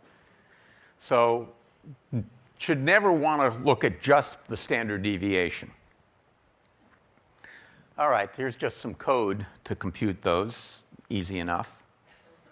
Why am I doing this? Because we're sort of now getting to the punchline. We often try and estimate values just by giving the mean. So we might report on an exam that the mean grade was 80.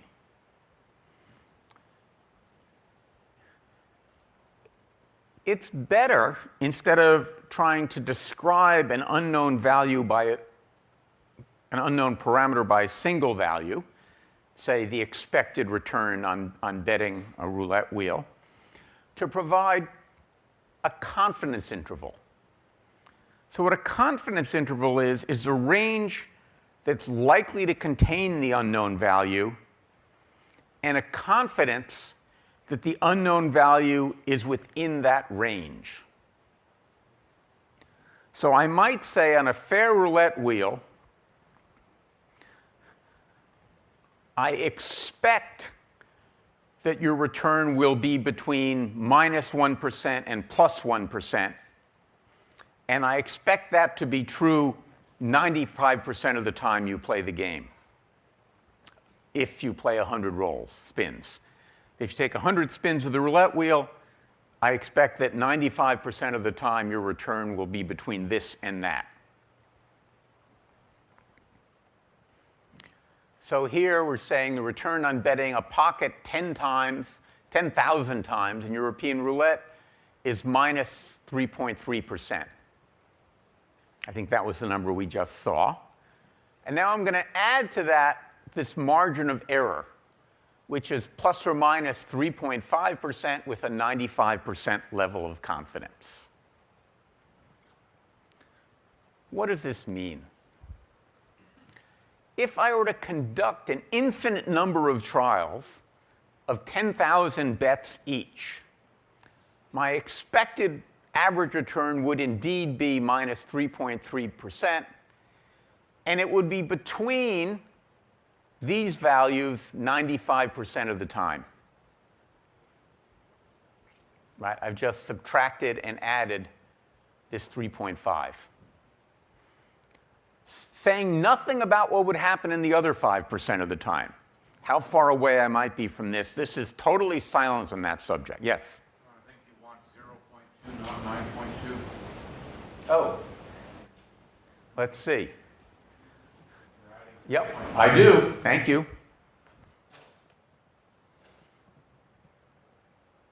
We'll fix it on the spot. This is why you have to come to lecture rather than just reading the slides, because I make mistakes. Thank you, Eric.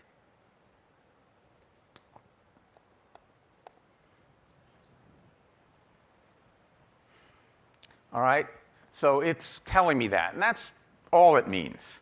And it's amazing how often people don't quite know what this means. For example, when they look at a political poll and they see how many votes somebody is expected to get, and they see this confidence interval and you say, what does that really mean?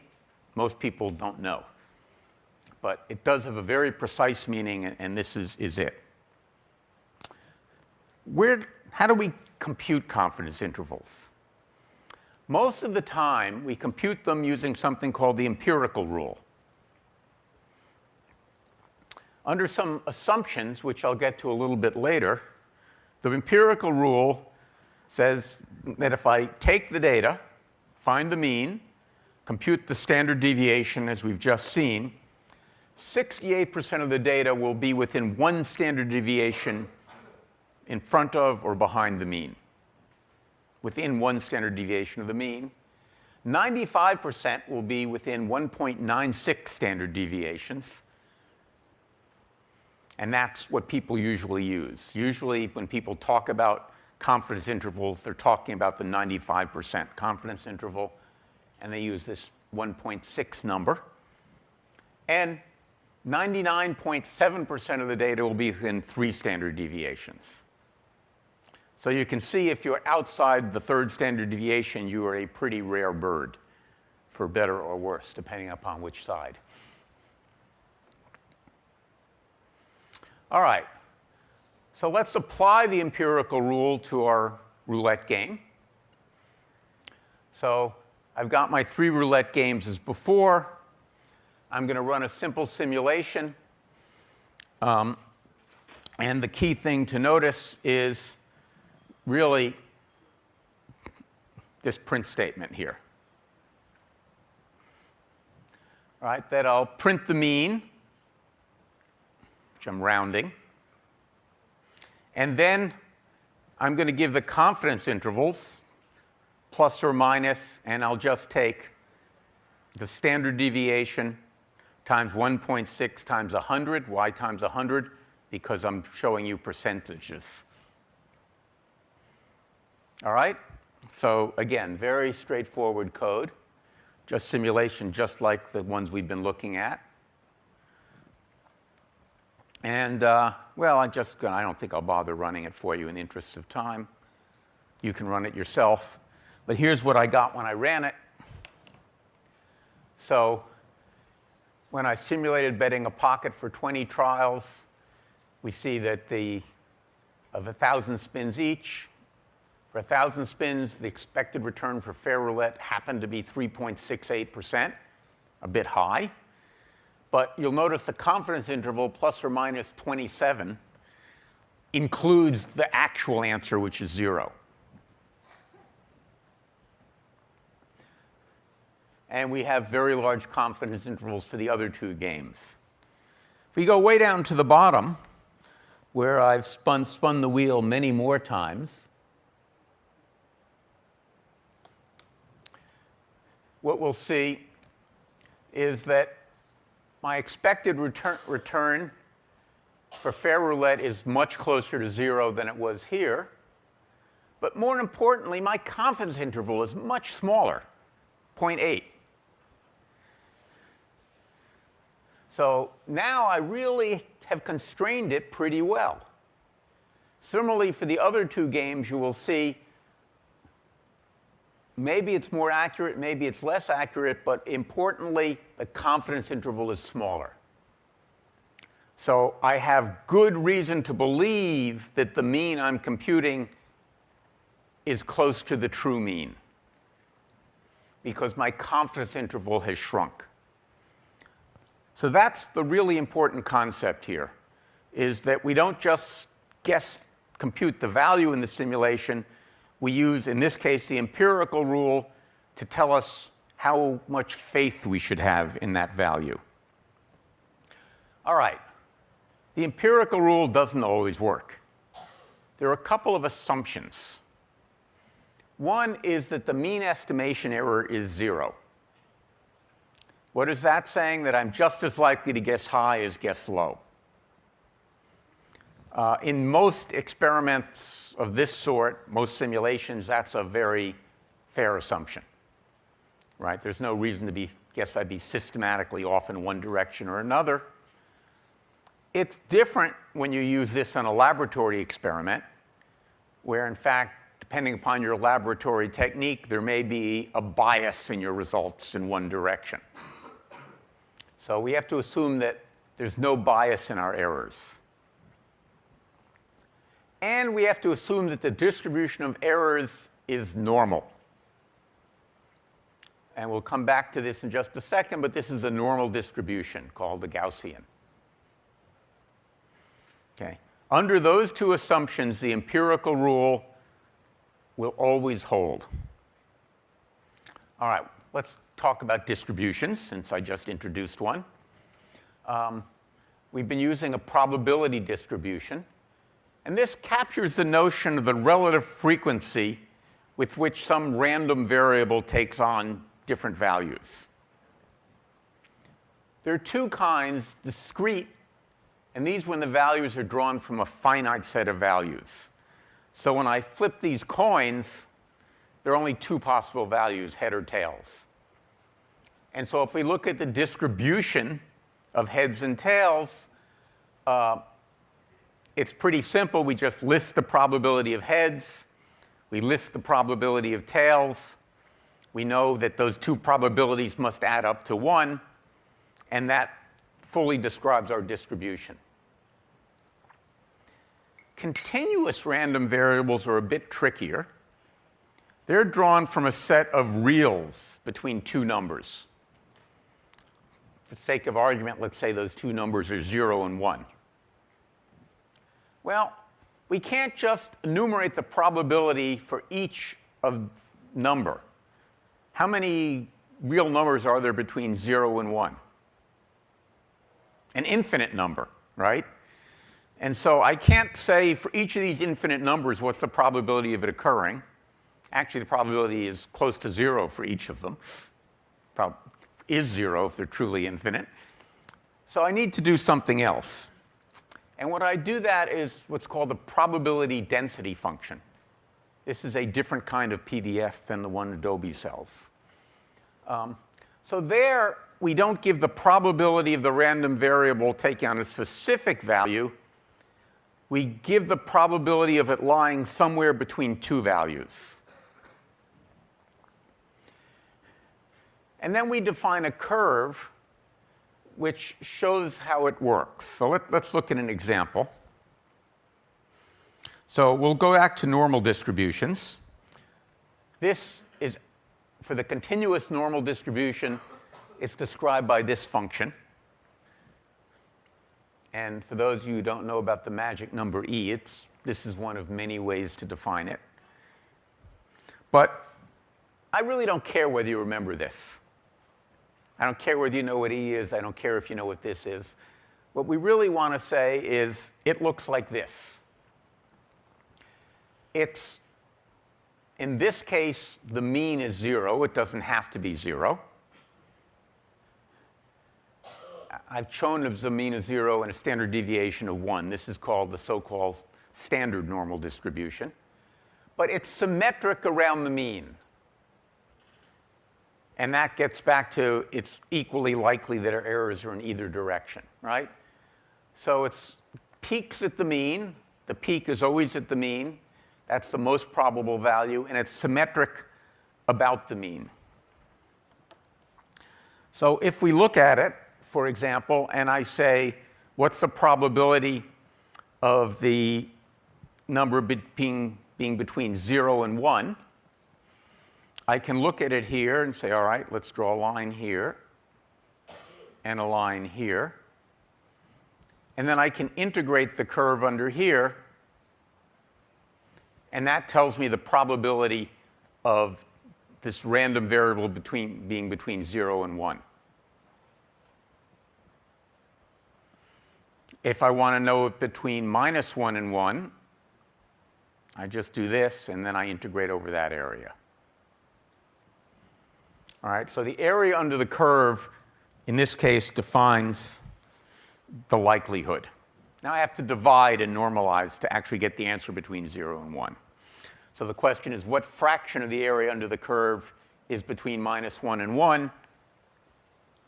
And that will tell me the probability. So what does the empirical rule tell us? What fraction is between -1 and 1, roughly? Yeah, 68%, right? So that tells me 68% of the area under this curve is between -1 and 1, because my standard deviation is 1, roughly 68%. And maybe your eyes will convince you that's a reasonable guess.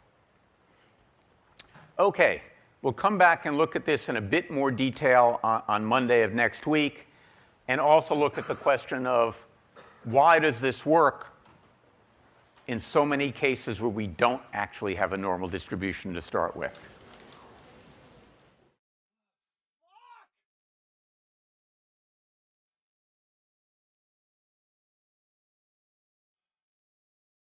The following content is provided under a Creative Commons license. Your support will help MIT OpenCourseWare continue to offer high-quality educational resources for free. To make a donation or to view additional materials from hundreds of MIT courses, visit MIT OpenCourseWare at ocw.mit.edu.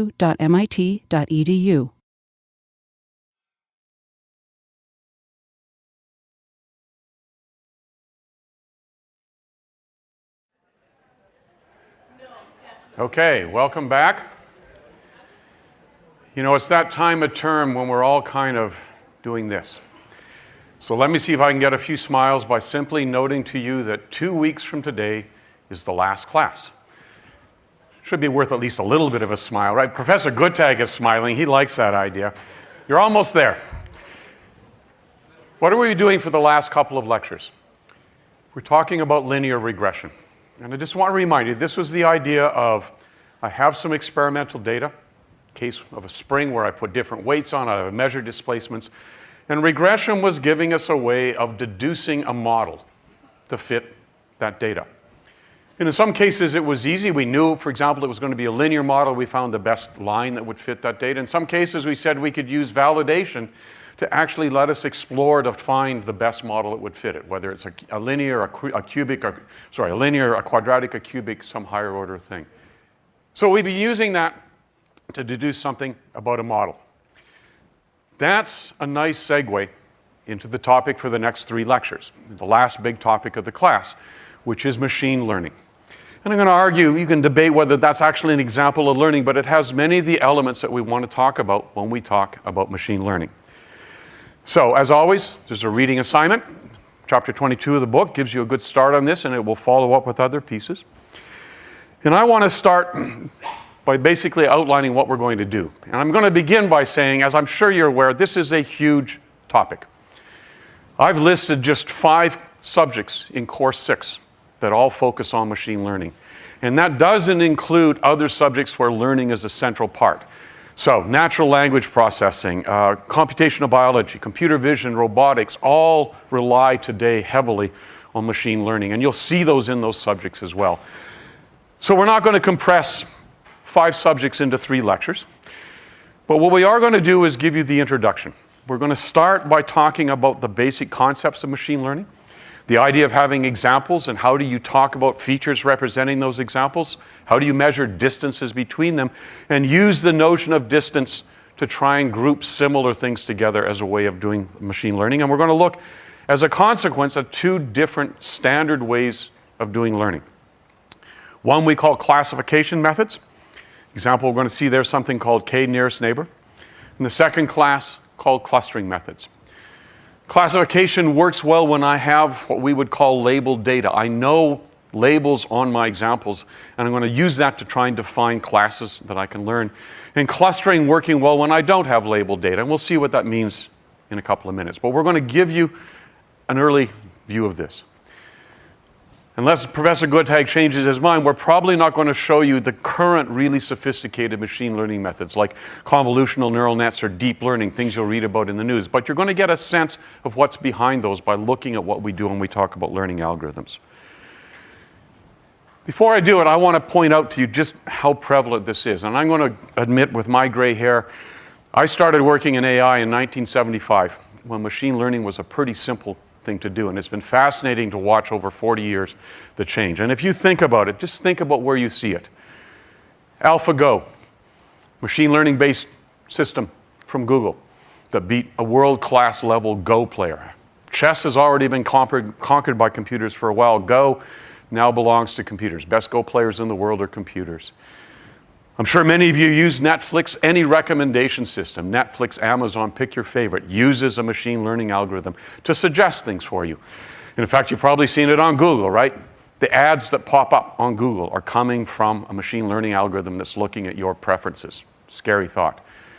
Drug discovery, character recognition. The post office does character recognition of handwritten characters using a machine learning algorithm and a computer vision system behind it. You probably don't know this company. It's actually an MIT spinoff called 2 Sigma. It's a hedge fund in New York. They heavily use AI and machine learning techniques. And 2 years ago, their fund returned a 56% return. I wish I'd invested in the fund. I don't have the kinds of millions you need, but that's an impressive return. 56% return on your money in 1 year. Last year, they didn't do quite as well, but they do extremely well using machine learning techniques. Siri, another great MIT company called Mobileye that does computer vision systems with a heavy machine learning component that is used in assistive driving and will be used in completely autonomous driving. It will do things like kick in your brakes if you're closing too fast on the car in front of you, which is going to be really bad for me because I drive like a Bostonian and it would be kicking in constantly. Face recognition, Facebook uses this. Many other systems do to recognize, both detect and recognize faces. IBM Watson cancer diagnosis. These are all just examples of machine learning being used everywhere, and it really is. I've only picked 9. So, what is it? I'm going to make an obnoxious statement. You're now used to that. I'm going to claim that, you could argue that almost every computer program learns something. But the level of learning really varies a lot. So if you think back to the first lecture in 60001, we showed you Newton's method for computing square roots. And you could argue, you'd have to stretch it, but you could argue that that method learned something about how to compute square roots. In fact, you could generalize it to roots of any order power. But it really didn't learn. I really had to program it. All right, think about last week when we talked about linear regression. That starts to feel a little bit more like a learning algorithm, because what did we do? We gave you a set of data points, mass displacement data points. And then we showed you how the computer could essentially fit a curve to that data point. And it was in some sense learning a model for that data that it could then use to predict behavior in other situations. And that's getting closer to what we would like when we think about a machine learning algorithm. We'd like to have a program that can learn from experience something that it can then use to deduce new facts. Now, it's been a problem in AI for a very long time, and I love this quote. It's from a gentleman named Art Samuel. 1959 is the quote, in which he says, his definition of machine learning is the field of study that gives computers the ability to learn without being explicitly programmed. And I think many people would argue he wrote the first such program. It learned from experience. In his case, it played checkers. Kind of shows you how the field has progressed. We started with checkers, we got to chess, we now do Go. But it played checkers, it beat national level players. Most importantly, it learned to improve its methods by watching how it did in games and then inferring something to change what it thought about as it did that. Samuel did a bunch of other things. I've just highlighted one you may see in a follow-on course. He invented what's called alpha-beta pruning, which is a really useful technique for doing search. But the idea is, how can we have the computer learn without being explicitly programmed? And one way to think about this is to think about the difference between how we would normally program and what we would like from a machine learning algorithm. Normal programming. I know you're not convinced there's such a thing as normal programming, but if you think of traditional programming, what's the process? I write a program that I input to the computer so that it can then take data and produce some appropriate output. And the square root finder really sits there, right? I wrote code for using Newton method to find a square root, and then it gave me the process of, given any number, I'll give you the square root. But if you think about what we did last time, it was a little different. And in fact, in a machine learning approach, the idea is that I'm going to give the computer output. I'm going to give it examples of what I want the program to do. Labels on data, characterizations of different classes of things. And what I want the computer to do is, given that characterization of output and data, I want that machine learning algorithm to actually produce for me a program. A program that I can then use to infer new information about things. And that creates, if you like, a really nice loop, where I can have the machine learning algorithm learn the program which I can then use to solve some other problem. And that would be really great if we could do it. And as I suggested, that curve-fitting algorithm is a simple version of that. It learned a model for the data, which I could then use to label any other instances of the data or predict what I would see in terms of spring displacement as I changed the masses. So that's the kind of idea we're going to explore. If we want to learn things, we could also ask, so how do you learn? And how should a computer learn? Well, for you as a human, there are a couple of possibilities. This is the boring one. This is the old style way of doing it, right? Memorize facts. Memorize as many facts as you can and hope that we ask you on the final exam instances of those facts, as opposed to some other facts you haven't memorized. This is, if you think way back to the first lecture, an example of declarative knowledge. Statements of truth. Memorize as many as you can. Have Wikipedia in your back pocket. A better way to learn is to be able to infer, to deduce new information from old. And if you think about this, this gets closer to what we called imperative knowledge. Ways to deduce new things. Now, in the first cases, we built that in when we wrote that program to do square roots. But what we'd like in a learning algorithm is to have much more like that generalization idea. We're interested in extending our capabilities to write programs that can infer useful information from implicit patterns in the data. So not something explicitly built in, like that comparison of weights and displacements, but actually implicit patterns in the data, and have the algorithm figure out what those patterns are and use those to generate a program you can use to infer new data about objects, about spring displacements, whatever it is you're trying to do.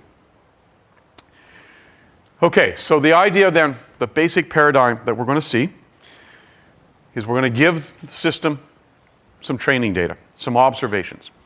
We did that last time with just the spring displacements. We're going to then try and have a way to figure out, how do we write code, how do we write a program, a system that will infer something about the process that generated the data. And then from that, we want to be able to use that to make predictions about things we haven't seen before. So again, I want to drive home this point. If you think about it, the spring example fit that model. I gave you a set of data, spatial deviations relative to mass displacements. For different masses, how far did the spring move? I then inferred something about the underlying process. In the first case, I said, I know it's linear, but let me figure out what the actual linear equation is. What's the spring constant associated with it? And based on that result, I got a piece of code I could use to predict new displacements. So it's got all of those elements. Training data, inference engine, and then the ability to use that to make new predictions. But that's a very simple kind of learning setting. So the more common one is one I'm going to use as an example, which is when I give you a set of examples. Those examples have some data associated with them, some features, and some labels. For each example, I might say, this is a particular kind of thing. This other one's another kind of thing. And what I want to do is figure out how to do inference on labeling new things. So it's not just what's the displacement of the mass, it's actually a label. And I'm going to use one of my favorite examples. I'm a big New England Patriots fan. If you're not, my apologies. But I'm going to use football players. So I'm going to show you in a second. I'm going to give you a set of examples of football players. The label is the position they play. And the data, well, it could be lots of things. We're going to use height and weight. But what we want to do is then see how would we come up with a way of characterizing the implicit pattern of how does weight and height predict the kind of position this player could play, and then come up with an algorithm that will predict the position of new players. We do the draft for next year. Where do we want them to play? That's the paradigm. Set of observations, potentially labeled, potentially not. Think about how do we do inference to find a model, and then how do we use that model to make predictions. What we're going to see, and we're going to see multiple examples today, is that learning can be done in one of two very broad ways. The first one's called supervised learning. And in that case, for every new example I give you as part of the training data, I have a label on it. I know the kind of thing it is. And what I'm going to do is look for how do I find a rule that would predict the label associated with unseen input based on those examples. It's supervised because I know what the labeling is. Second kind, if this is supervised, the obvious other one is called unsupervised. In that case, I'm just going to give you a bunch of examples, but I don't know the labels associated with them. I'm going to just try and find what are the natural ways to group those examples together into different models. And in some cases, I may know how many models are there. In some cases, I may want to just say, what's the best grouping I can find? Okay. What I'm going to do today is not a lot of code. I was expecting cheers for that, John, but I didn't get them. Not a lot of code. What I'm going to do is show you basically the intuitions behind doing this learning. And I'm going to start with my New England Patriots example. So here are some data points about current Patriots players. And I got two kinds of positions. I've got receivers and I have linemen.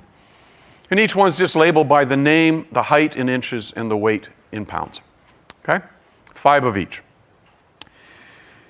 If I plot those on a two-dimensional plot, this is what I get. Okay, no big deal. What am I trying to do? I'm trying to learn, are there characteristics that distinguish the two classes from one another? And in the unlabeled case, all I have are just a set of examples. So what I want to do is decide what makes two players similar, with the goal of seeing, can I separate this distribution into two or more natural groups? Similar is a distance measure. It says, how do I take two examples with values or features associated and decide how far apart are they? And in the unlabeled case, the simple way to do it is to say, if I know that there are at least k groups there, in this case I'm going to tell you there are two different groups there, how could I decide how best to cluster things together so that all the examples in one group are close to each other, all the examples in the other group are close to each other, and they're reasonably far apart? There are many ways to do it. I'm going to show you one. It's a very standard way, and it works basically as follows. If all I know is that there are two groups there, I'm going to start by just picking two examples as my exemplars. Pick them at random. Actually, at random is not great. I don't want to pick too close to each other. I'm going to try and pick them far apart. But I picked two examples as my exemplars. And for all the other examples in the training data, I say, which one is it closest to?